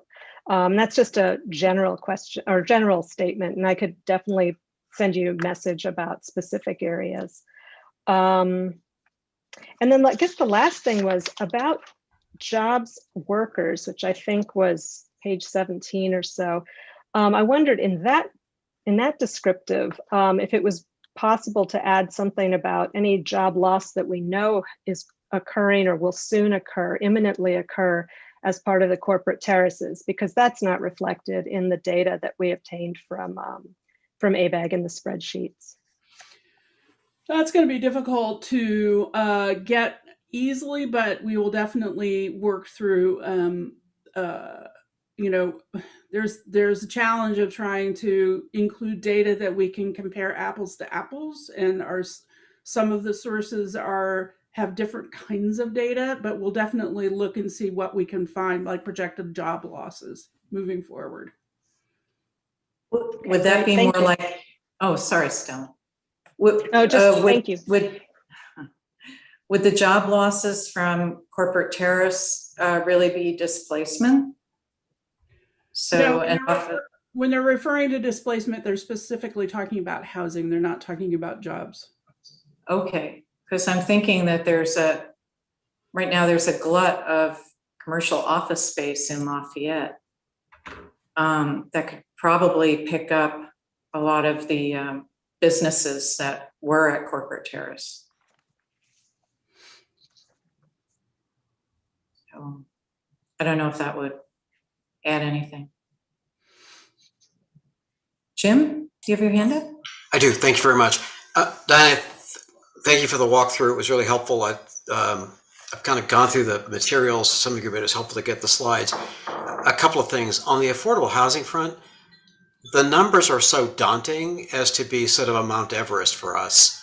So if you look at very extremely low income household who can afford $925 a month in rent for a 3-person household, relative to what the cost would be to put up a building where it's $750,000 a unit, that gap is in the hundreds of millions, probably 400 million. Mm-hmm. And that's just that one category. And I'm referring to the 599 units we're supposed to kind of come up with here. So the numbers are just off the scale. But that said, I mean, there are things that cities can do, I think, to help maybe address the cost factor here. And there's a piece that was in the LA Times, I think today or yesterday, and I'll forward it around. Solana Beach is an affordable housing project that the developer wanted to do. The cost initially was like $400 and some thousand per unit. With the various delays, the cutting of the number of units, the cost per unit's $1 million now. So it's like, so there's a policy decision, I think, as to what do we want to do to enable as best as possible affordable housing, because a lot of cities basically put up obstacles to that. So that's a discussion. Being mindful of the fact that to make it work, you likely need real subsidies, massive subsidies, right, to make it fly. Right. And that's a math exercise for later, I think. Yeah. So that was my comment. The question is, with respect to what you need or want here, Diana, what can I, as a member of the committee, do? I mean, send in edits on this, or what? Sure. What do you need? Definitely do that. You know, I will take pride of ownership of only the parts that I wrote, and hopefully all your comments are the parts that I didn't write. And some of it was in kind of strange language, but it was approved by HCD. So we're really free to re-envision this, but this data itself that has to be included is the data that has to be included. So how we write it, you know, I felt it more important to get it out there so you could see what it was we have to work with. And if there are other data points that, for example, Matt might know because of his work with the chamber, or anybody who works with real estate that thinks that there's some good numbers out there that would help really explain the situation. Obviously, this is really more to tell a story rather than to provide solutions. So we're going to tell a story first, and then we can say what we can provide solutions for and what we can't, because there are obviously ones that we cannot. Right. Thank you. Okay, I have one more question. Carol, you had your question? Mhm. Yeah, I'm not very good at reading all this, but is it on page 13 where it starts with the figures? It didn't seem to me the figures matched the writing. On page 13, it says, What? well, like on page 14, it says see figure 2, and it seemed to me that was figure 3. There's an issue with tables, table numbering. We know that. And the reason is because we added tables and we didn't have time to go back through and renumber them. So we owe you a cleaner version that fixes some of the tables numbering and the figure numbering. Okay, so it wasn't just me. No, it's not you. Okay. Today. Thank you. Very good, Diana. Thank you very much.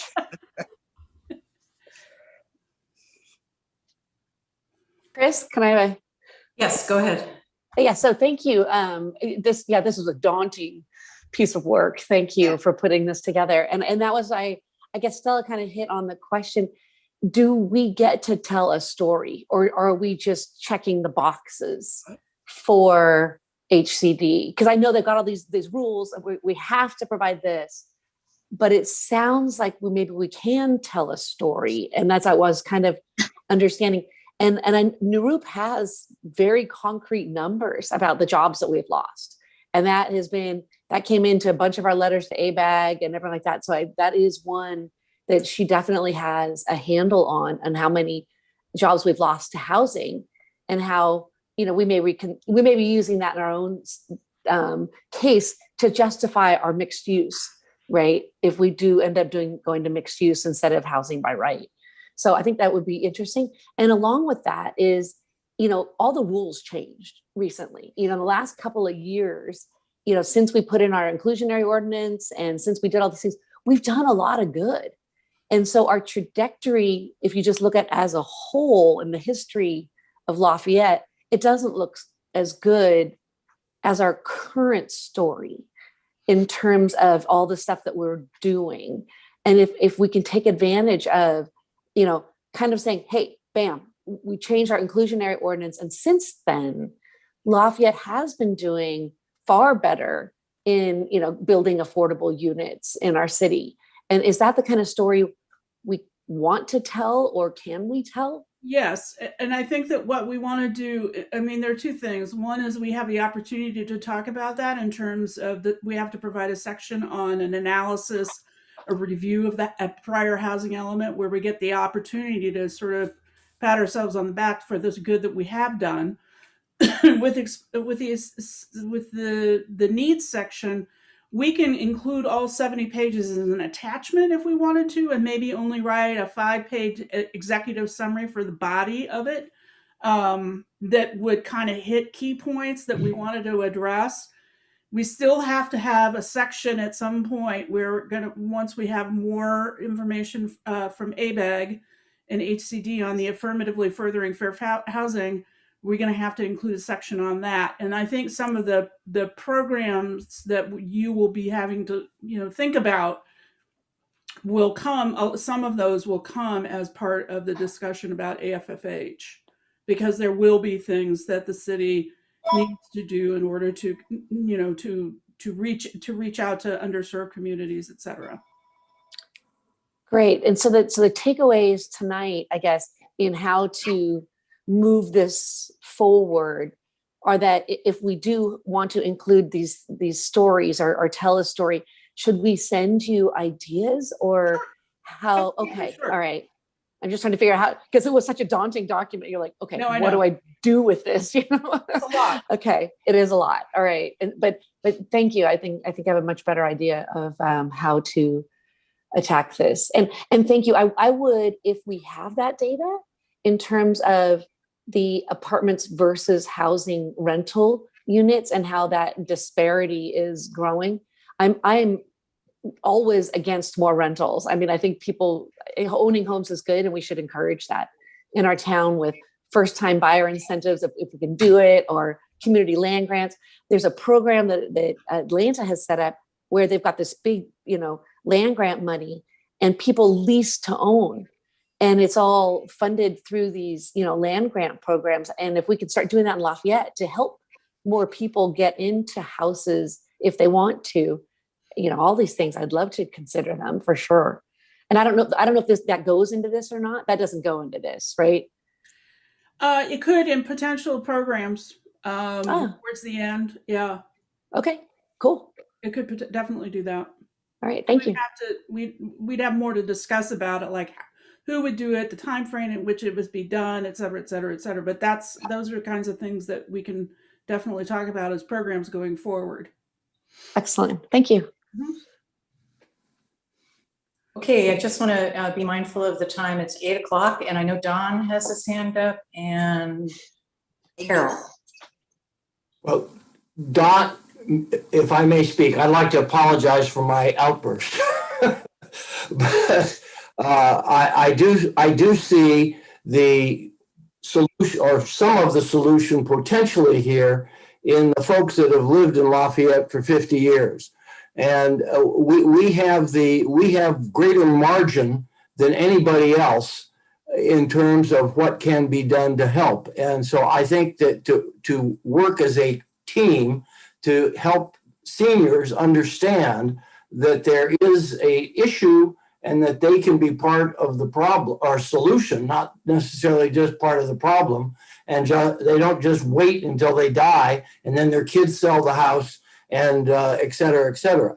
And I think to some extent, I mean, part of the reason my wife and I stay here, if I decide to leave, it's a $300,000 capital gains tax. If we just wait and die, we get a stepped up basis and there's no tax. So if there is some way that this could be adjusted at the state level, then there might be some movement and you could begin to create new economic dynamics rather than just saying, yep, this is the way it's got to be. And because I've told you this is the way it's got to be. So I would love to work with you, Diana, to in effect, look at ways that we could take this to the state level, because there are lots of seniors in California. I was born here. And so, the folks that are coming in lately, it's very, very, very expensive. And there's not very much that I did to make all this happen. It was just I happened to be in the right place at the right time. Enough. Great. All right, Carol. Okay, speaking about seniors, where do people who live in something like Merrill Gardens and there are a lot of board and cares in Lafayette, how are they counted? And what do the RENA numbers say about that? I mean, we need more places for seniors. How do they count, like Merrill Gardens or board and care, for instance? Board and cares don't count towards housing goals because they're not individual units. They're renters, aren't they? They're renters, but they have a central kitchen, and if they have a room to themselves, but they don't have their own cooking facilities or bathrooms, typically they cannot be counted as units. That the law has slightly changed on that in the last few years. You can have certain communal facilities, but basically those that are board and care tend to fall under residential care facilities for the elderly, which are not considered housing units. It's a defined term in the state of California. The Merrill Gardens, the issue is really income primarily, and both Belterre and Merrill Gardens were both developed with seniors in mind. Belterre being 100% affordable, and Merrill Gardens was, I don't remember exactly what percentage of affordable, but those types of developments are still considered, they still are hitting a very important market, which are seniors on fixed incomes, which tend to be lower income than, especially in those kinds of facilities, than living in their own homes.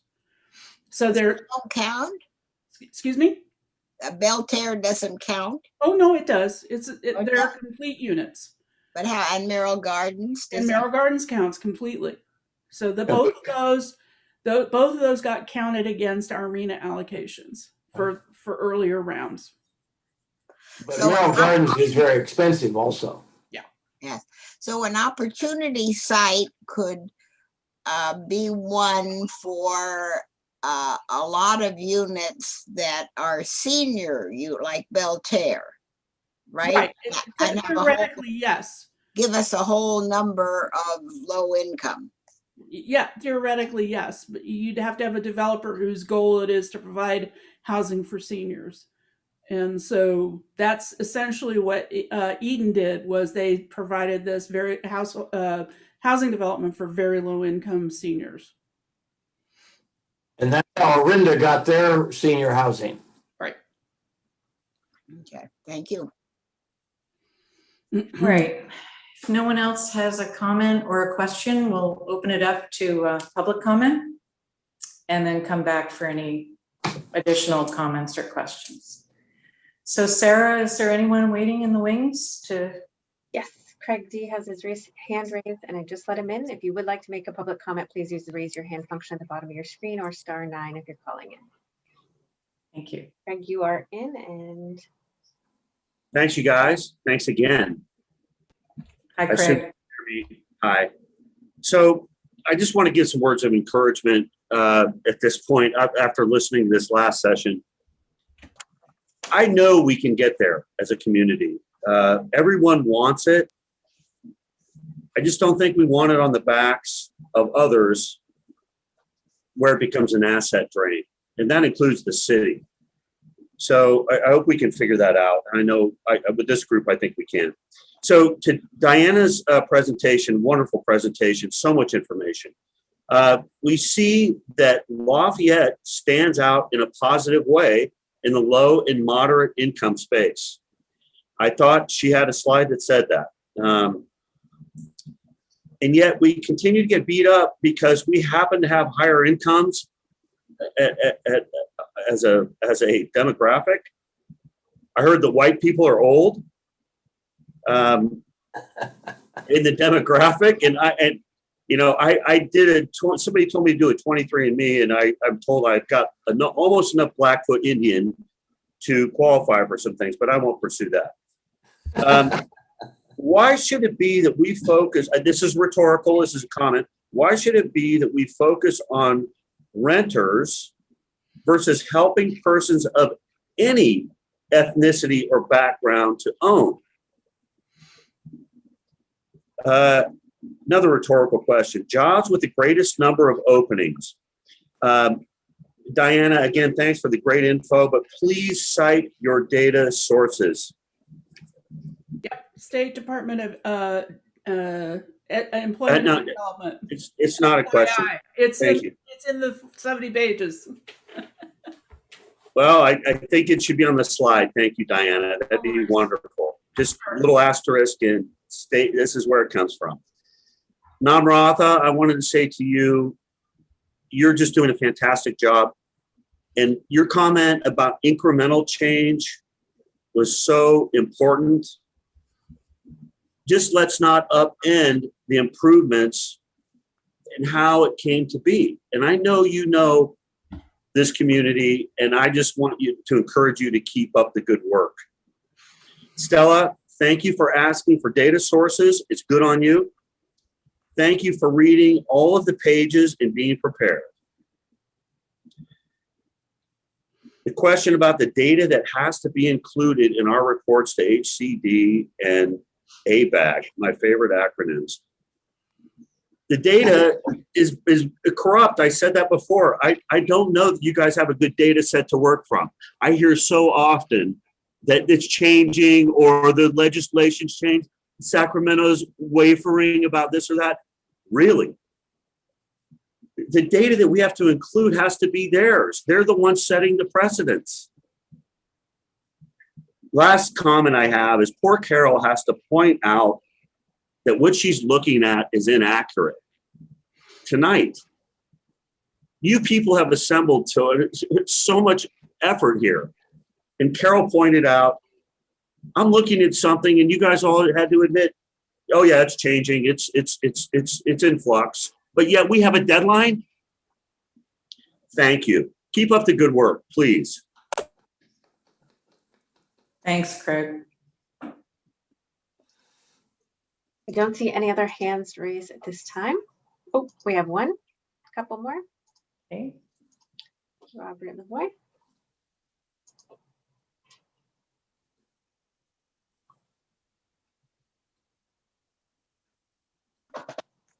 Hello. I'll try and keep it short because I know you guys are trying to wrap it up here. I was, surprised, but I guess not, by the volume of the data from the housing element. But what I wanted to talk about is the quote facts that are stipulated by the housing element draft. And I think a lot of those are not necessarily facts, but they're political opinions. There's a lot of social engineering that's trying to be done here. And I think some of the things are going to be deemed discriminatory by the courts down the road. I agree with Don's comment, I'm sorry, that, we're not responsible for having everyone live in Lafayette. It's just not an economic possibility. It's more of a, utopian idea.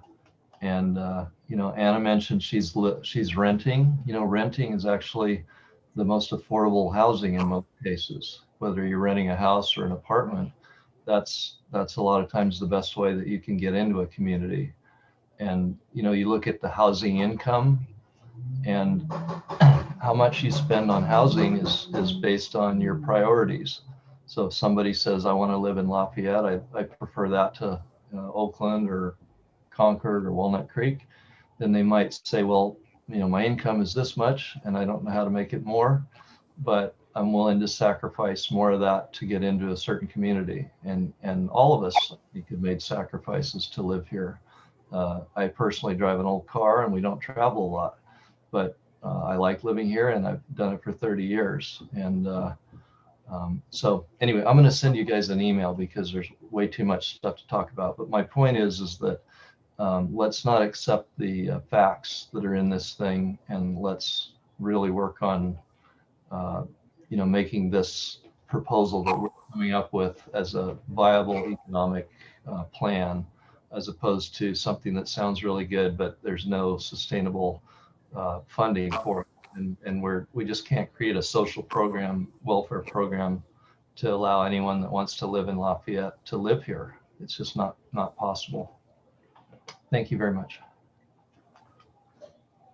Thanks, Rob.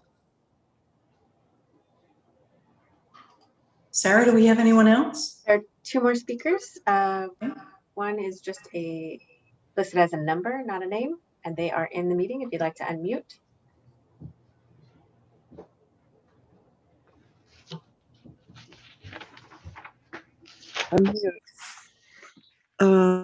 Let me see, can I show my face?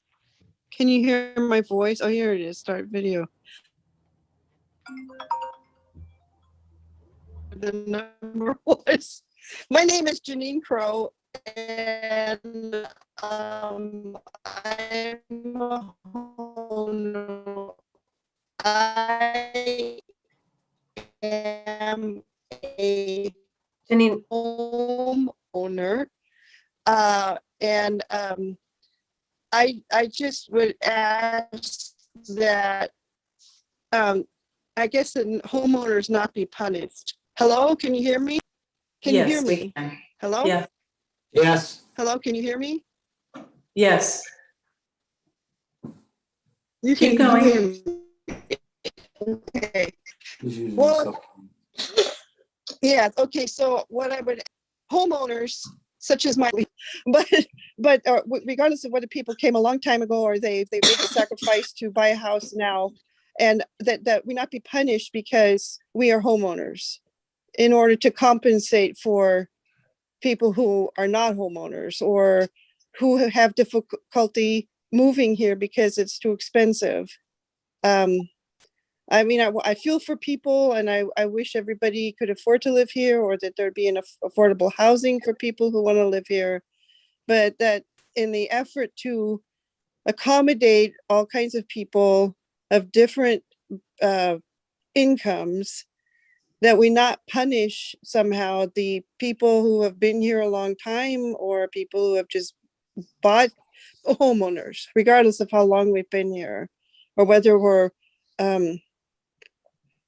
mean, if I could, in other words, if my house, I mean, it's not because of me that my house is all full of the much higher value. I don't know, probably over $1 million. I mean, it wasn't that when it was purchased, but that's not my fault. I didn't drive up the cost. That's the way the economy is, I guess, and the desirability of living here.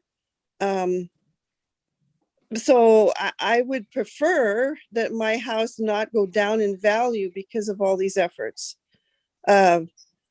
Because my heirs will get less. I mean, why should my heirs get less? And that doesn't seem fair, if it's especially somebody, if that's your children. Why would you want your children to get less because we're trying to accommodate everybody? But, and then there's some people who are in their home, and they may need to take a reverse mortgage out in order to stay in their home. And that, if the value of the house goes down, then they won't be able to get such a good reverse mortgage. Maybe that'll help them live, or maybe they'll have a long life in that home, and they need that reverse mortgage based on their home ownership. So don't detract from that home ownership, because people may be depending on it as a source of income in their senior years, so they can stay in place and not have to sell their house and move into a condo or something. They want to stay in place. They want a reverse mortgage.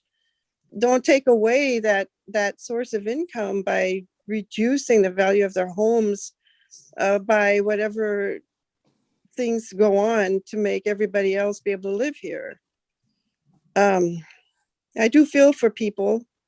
I'm lucky that I got in when I did, but I don't want my property values to go down. That may sound selfish, but it's not just for me, it's for my heirs as well.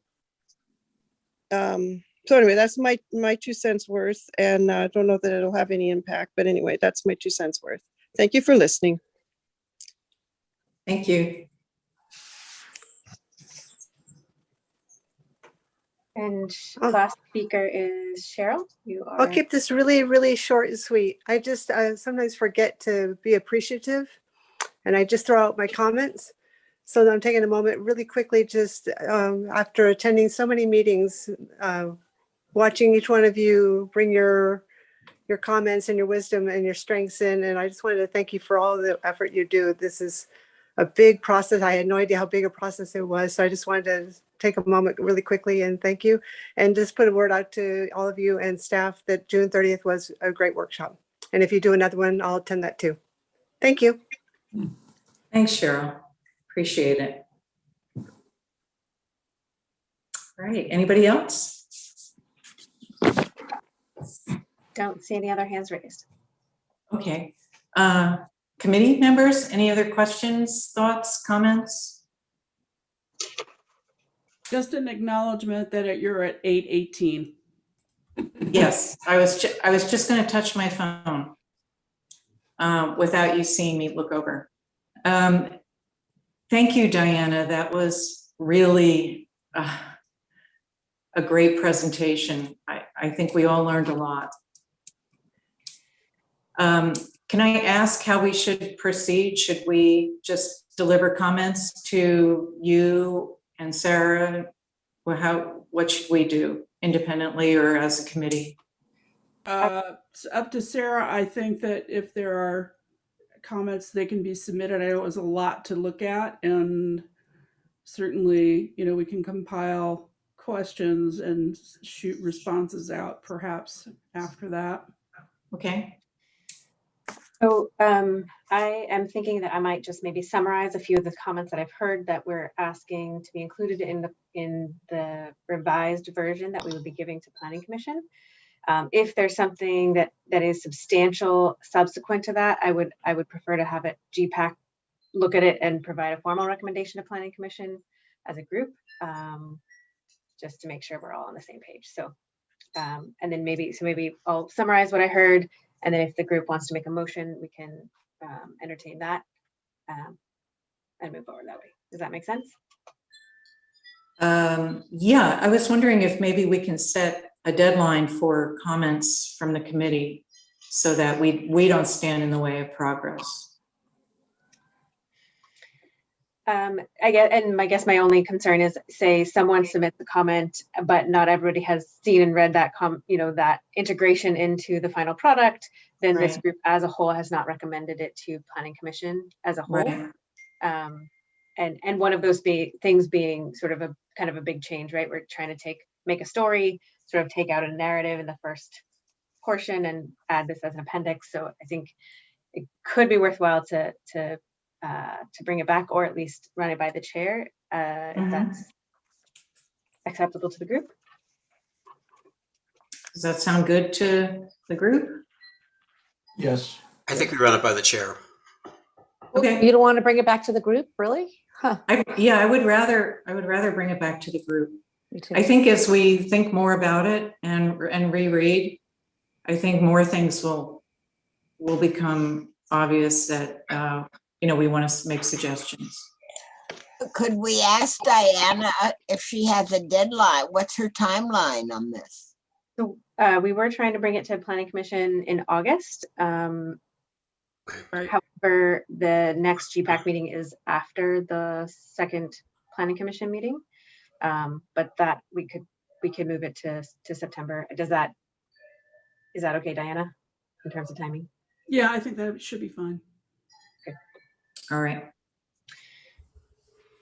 Okay, so I'm just going to summarize really quickly, and then we'll set a deadline for comments from the group, and then we'll bring it back to the next GPAC meeting for a official vote.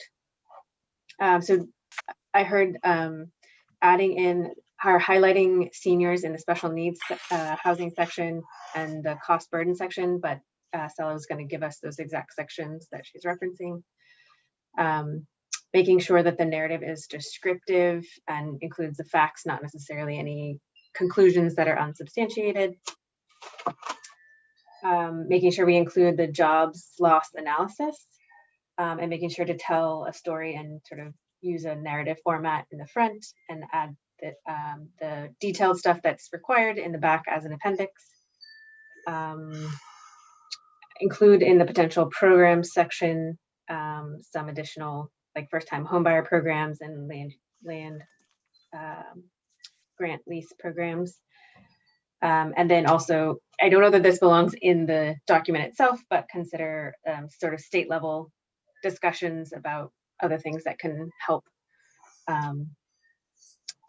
change how seniors buy or sell their homes. Right. Those are the items that I heard. I had one other ad, which was there was a question about how many apartments versus ownership units have been developed over time, and if so that we get a better understanding of the skew over time of owners versus renter.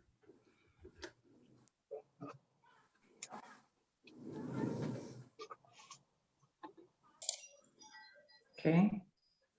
I see some hands up, so I want to make sure that if there is anything else that goes on that list that we hear them. Christine, did you have your hand up? I did have my hand up, but all I wanted to do was postpone and allow us to study this a little more and then bring it back to another meeting, which we're doing. So I took my hand down. Right. So I agree with that. Anybody else have an addition to the list that Sarah just gave? Are the figures matching the tables? Thank you.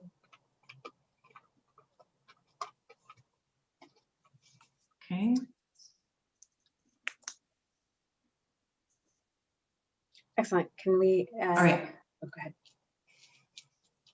Go ahead. So, do we need to do anything, or can we move to the next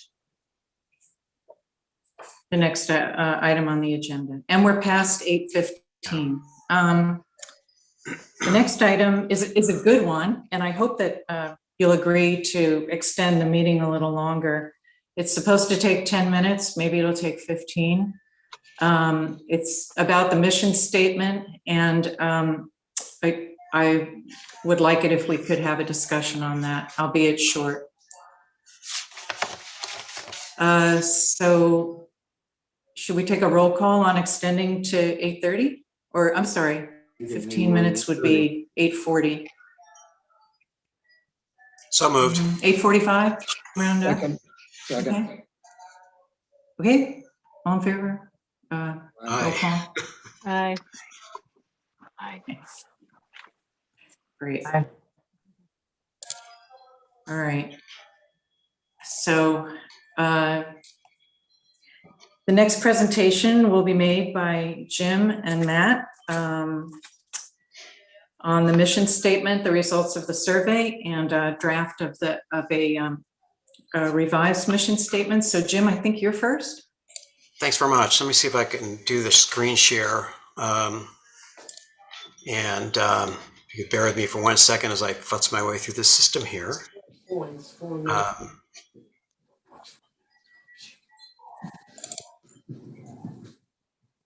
Okay, is that up on the screen?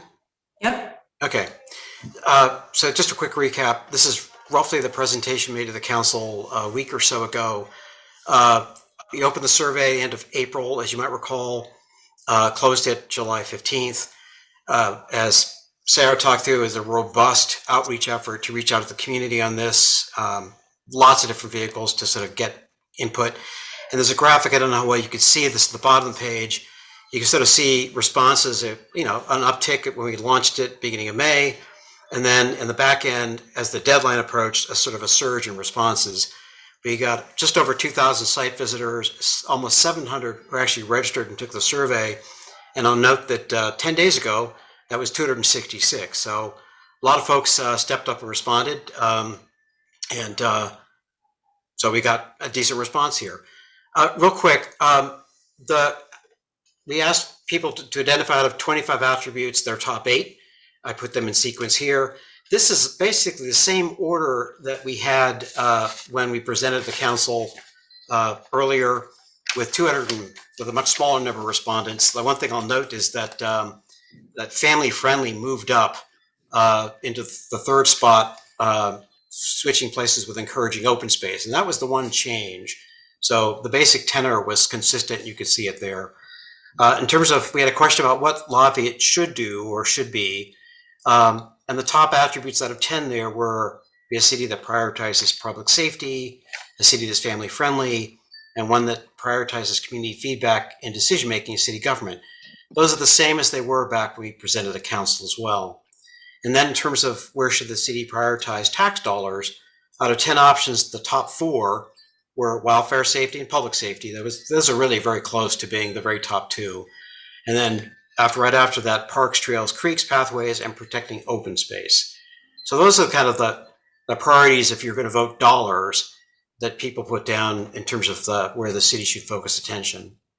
So that's the recap of the survey. Just real quick, I do want to be really clear. This is not a scientific survey. It was not randomized. The idea was to give us some sort of a sense or direction of where people were at. It provided, I think, a useful benchmark in drafting the mission statement.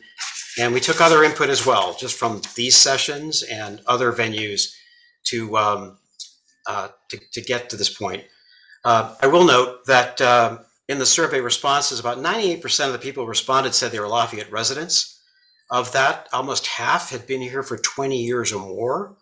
And about half of the population of people responding were 55 or older. So it skews to an older demographic and skews to homeowners because about 93% were homeowners. So that's the pool of people that responded here.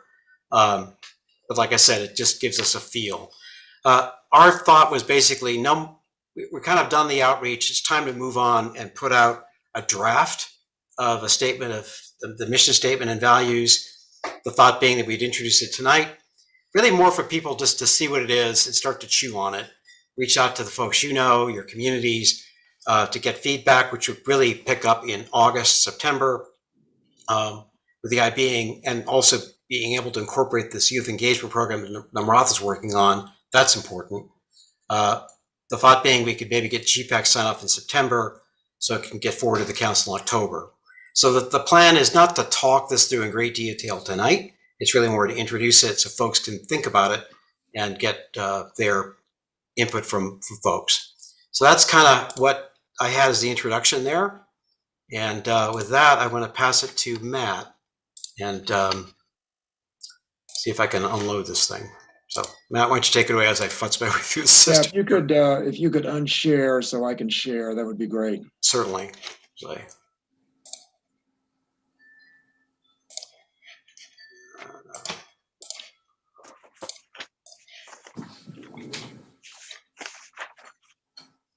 Let's see if I can do this. yes, I did it. Here we go.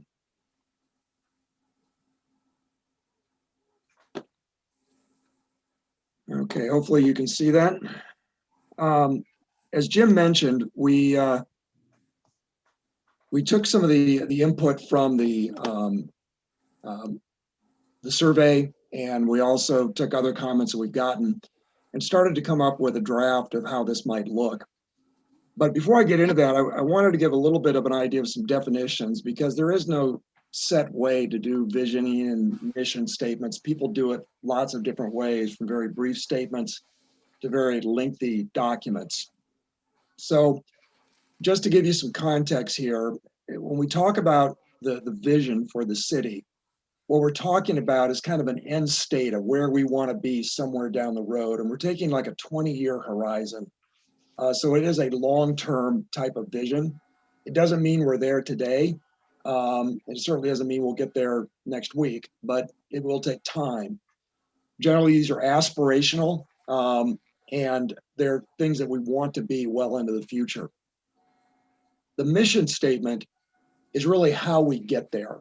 And that's how a group operates on a day-to-day basis to achieve that vision. It's kind of the operating model that we should use. And then finally, we have characteristics. And characteristics also sometimes are characterized as values. But really, we thought characteristics was the best way to describe the city, in the sense that these are kind of the identifying traits of the city. They are aspects of the city that can't change or probably shouldn't change. And they are kind of the foundation by which we operate. So we kind of use those three definitions to put this together. In fact, we borrowed some material from Moraga, a gentleman by the name of Gary Hill, who's done some work there. I talked to him and he gave me some good outlines of how to do this. But in putting this together, we wanted to keep it very simple. We wanted to keep it short and to the point. And start really, if we were doing this from scratch, and ultimately looking for something that we would feel good about trying to achieve. But we also want to keep it at a high enough level that it really doesn't dictate to policymakers or voters or volunteers of exactly how to do things.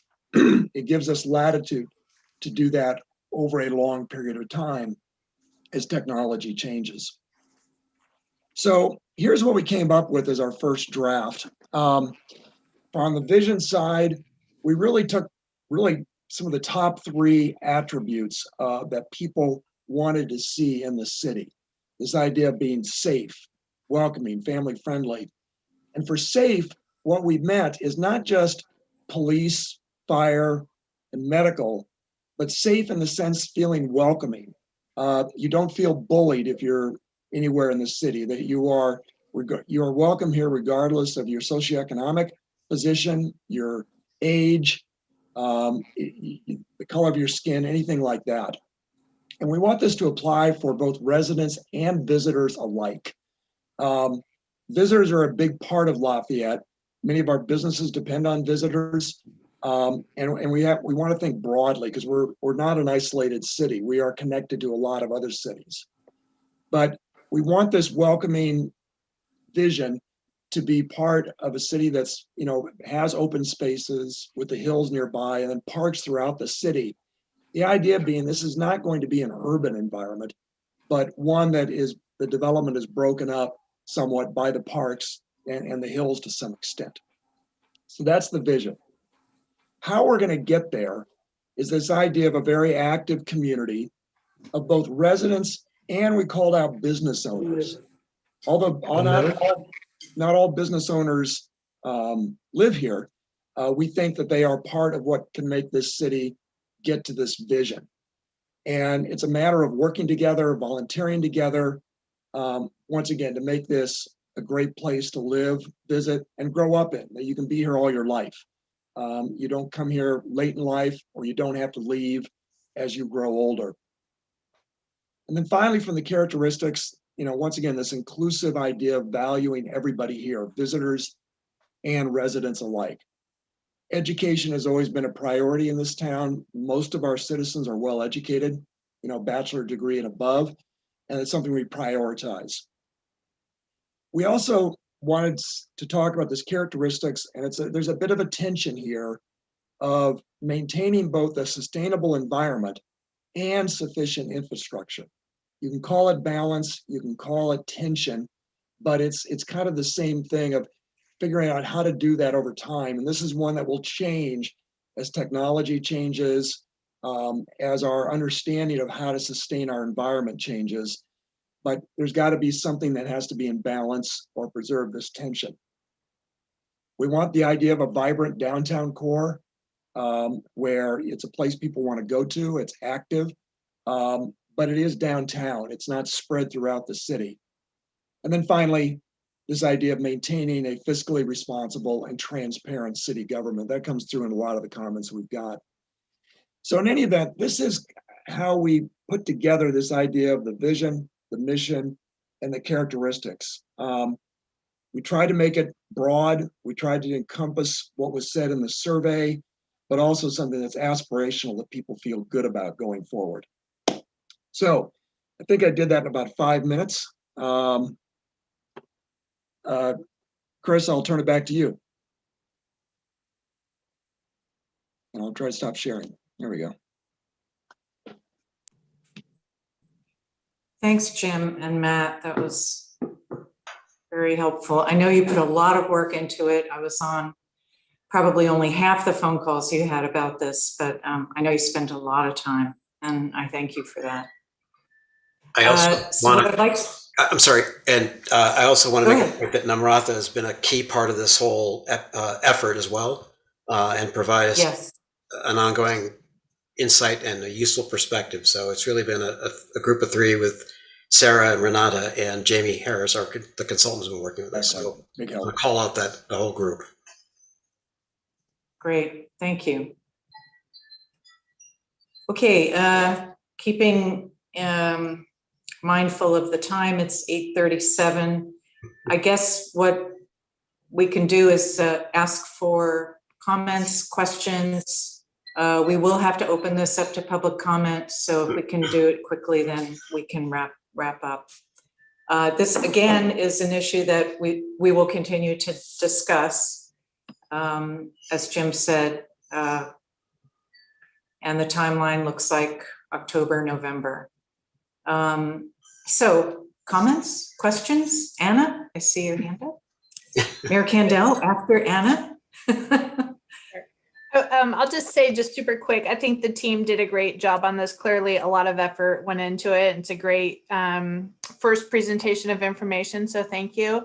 I will also note, Jim, you mentioned the big surge in numbers and responses at the end. Even though I'm on GPAC, I completely forgot about doing the survey until I received the email notification from the city. It was either the almost daily briefing or the roundup, weekly roundup one. So I think it just goes back to that continued reminder of get the word out, no matter what it is, all the different avenues of getting the word out, because sometimes even GPAC members forget. So that was great. Thank you. Thanks, Anna. Mayor Kandel? Yeah, thank you guys. Wow, what an effort after the survey closed. Bravo. I think you guys did a really great job, and I like the balance. You guys really walked a nice line in terms of balance in this statement. I'm sure there'll be some, slight reviews, some changes, but thank you for putting up something so terrific even to start with. I just thank you. Okay. Carol? Well, I have many thanks too. I can't believe you actually got this out for the meeting. It's a great effort and a wonderful result. I just have one question on the guiding characteristics. There's nothing about maintaining or prioritizing or values, so 3 words used there, parks and the parks and the trails. Well, it's good feedback, Carol, that it didn't jump out at you. We thought we were trying to capture it in the vision statement with the idea of, the city being nestled by open spaces and the nearby hills with parks throughout the city. We were trying to do this in a way that it's a vision that shows that parks will always be part of what we want, but giving flexibility to decision makers of exactly how to structure that over time. So that was our intent. Now, if you think we need to call, if you think we need to call it out more, I'd love to hear about it. Yeah, I think because you do call out, the vision says a safe, welcoming, and then the first characteristic is values everyone.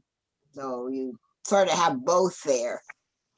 I think it would be nice to also call out the parks and open space, I should say. Those have been high in your survey.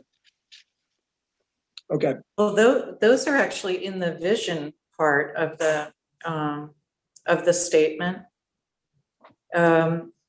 It says nestled by open spaces in the nearby hills with parks throughout the city.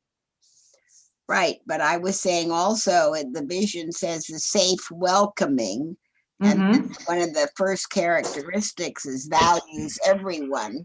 Those are both the same thing. So seemed to me characteristic should be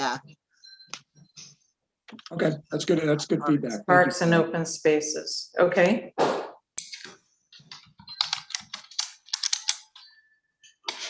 maybe trails. Everyone loves our La Marinda Trail. It's a big asset. So I think we were trying to focus on questions this round, and then also kind of come up with a date where we actually would do a formal discussion about the mission statement, very specific to this, and not talk about housing. We were just on the mission statement at a special meeting. I know Christine has her hand up. Yep. And there's Christine. Yeah. And is there, do we have a public comment? Yes. Okay. Okay, Christine, go ahead.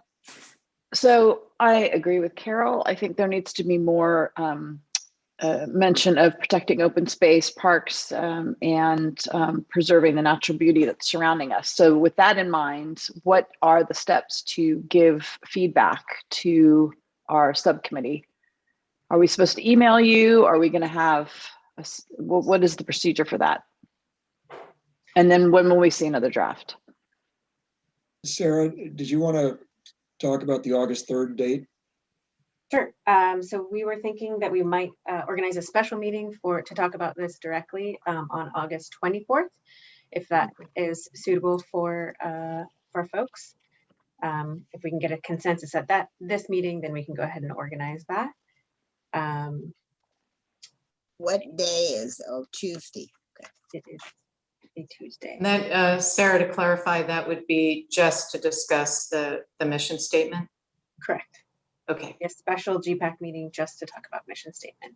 And in the interim, we would be asking all of the GPAC members to sort of get the word out to their constituencies. In order to have a robust discussion at the 24th meeting. So the 24th is the date you'd like to do that, Sarah? If it's suitable to the group, I'm flexible. I know there's some folks on vacation and also wanting to give folks enough time to review it. If there's a different date, I'm happy to entertain that as well. I'm good with the 24th. I'm unavailable, but that's okay.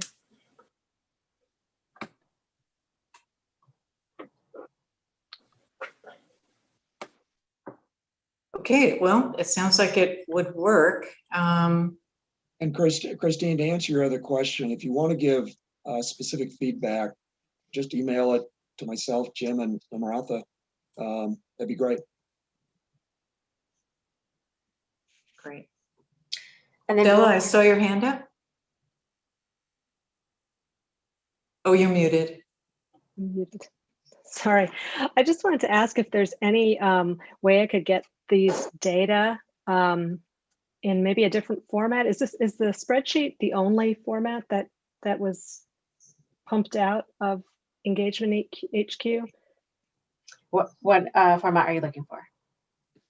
Well, I mean, I'm just looking at this and it's like row by row responses. And so if you scroll, like, I'm kind of curious to know in aggregate, how many people said Lafayette should allow housing that's more affordable for seniors, somewhat agree, this percentage said that, this percentage said strongly agree, et cetera.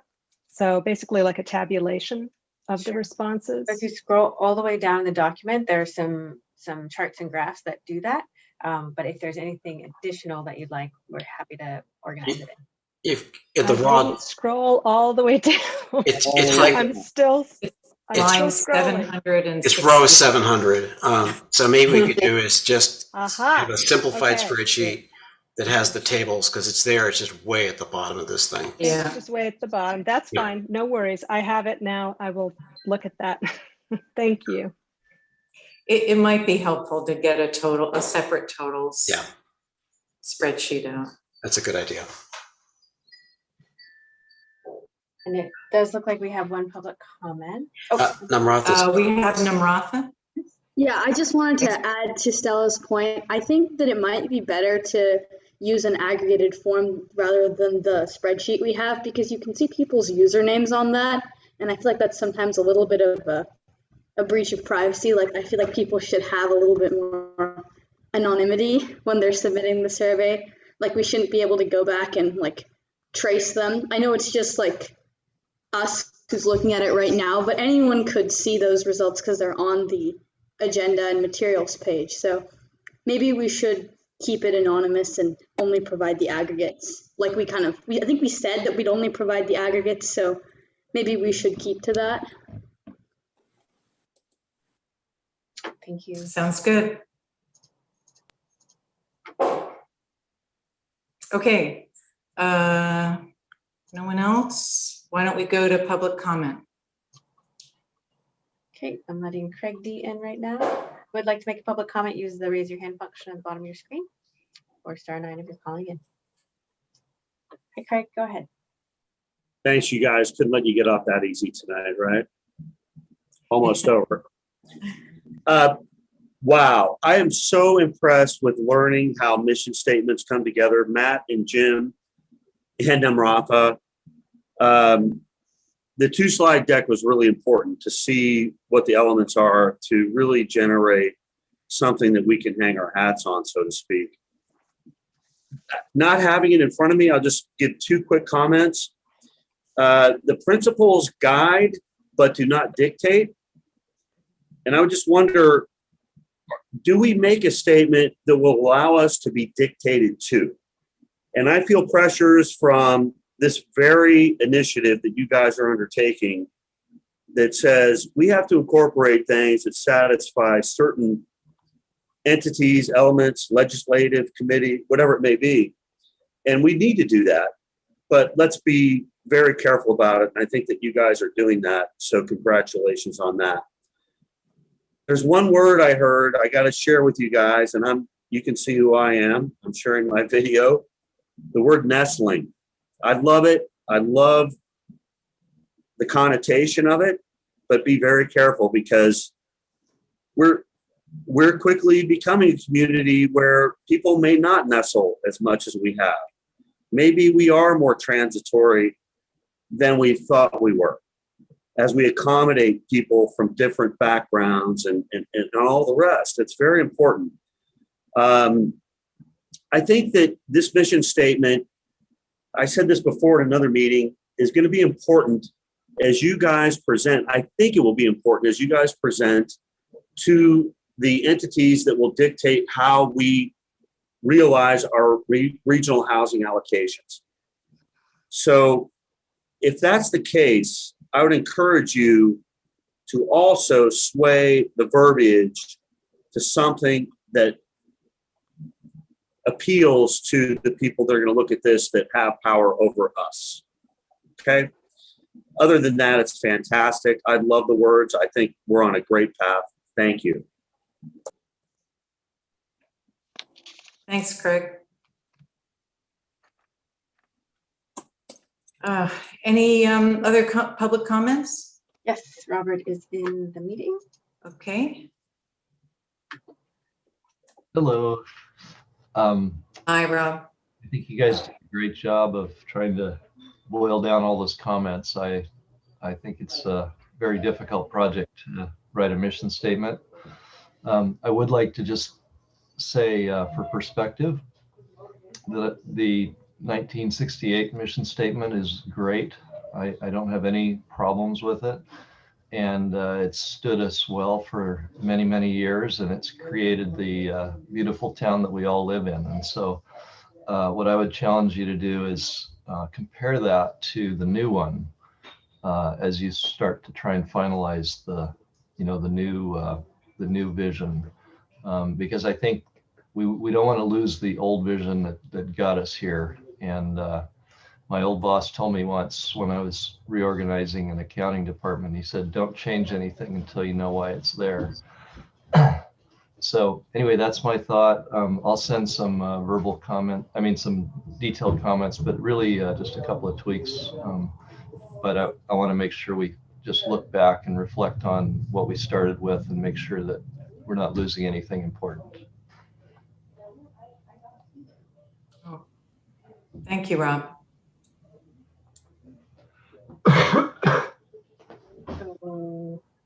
Hello? Do we have any other public comment? Yes. One more, and she's in the meeting. Okay. Hello? This is Hi. Jane. So, hi. I think that is a really well-written mission statement or vision statement. My only other comment, I guess, is the word safe. It implied a lot more than, like the gentleman said, it's more than just, what was it, to police and fire, which Right. it does include, but it includes more than that. And it might, I don't know how to do it, but it might be nice to say what it includes. That so that people don't just come in there, oh, safe, that means the police, or safe, that means fires, or safe, that means traffic, or bicycle lanes, or whatever the other things were. I forget what he said. Oh yeah, the safety of people, how we treat each other safely. So it seems like that word is very deep, and maybe there's a way to explain the depth of it. I don't know how, but maybe there's a way. Okay, thank you. Thank you. And if you have a suggestion on verbiage, please contact us with it.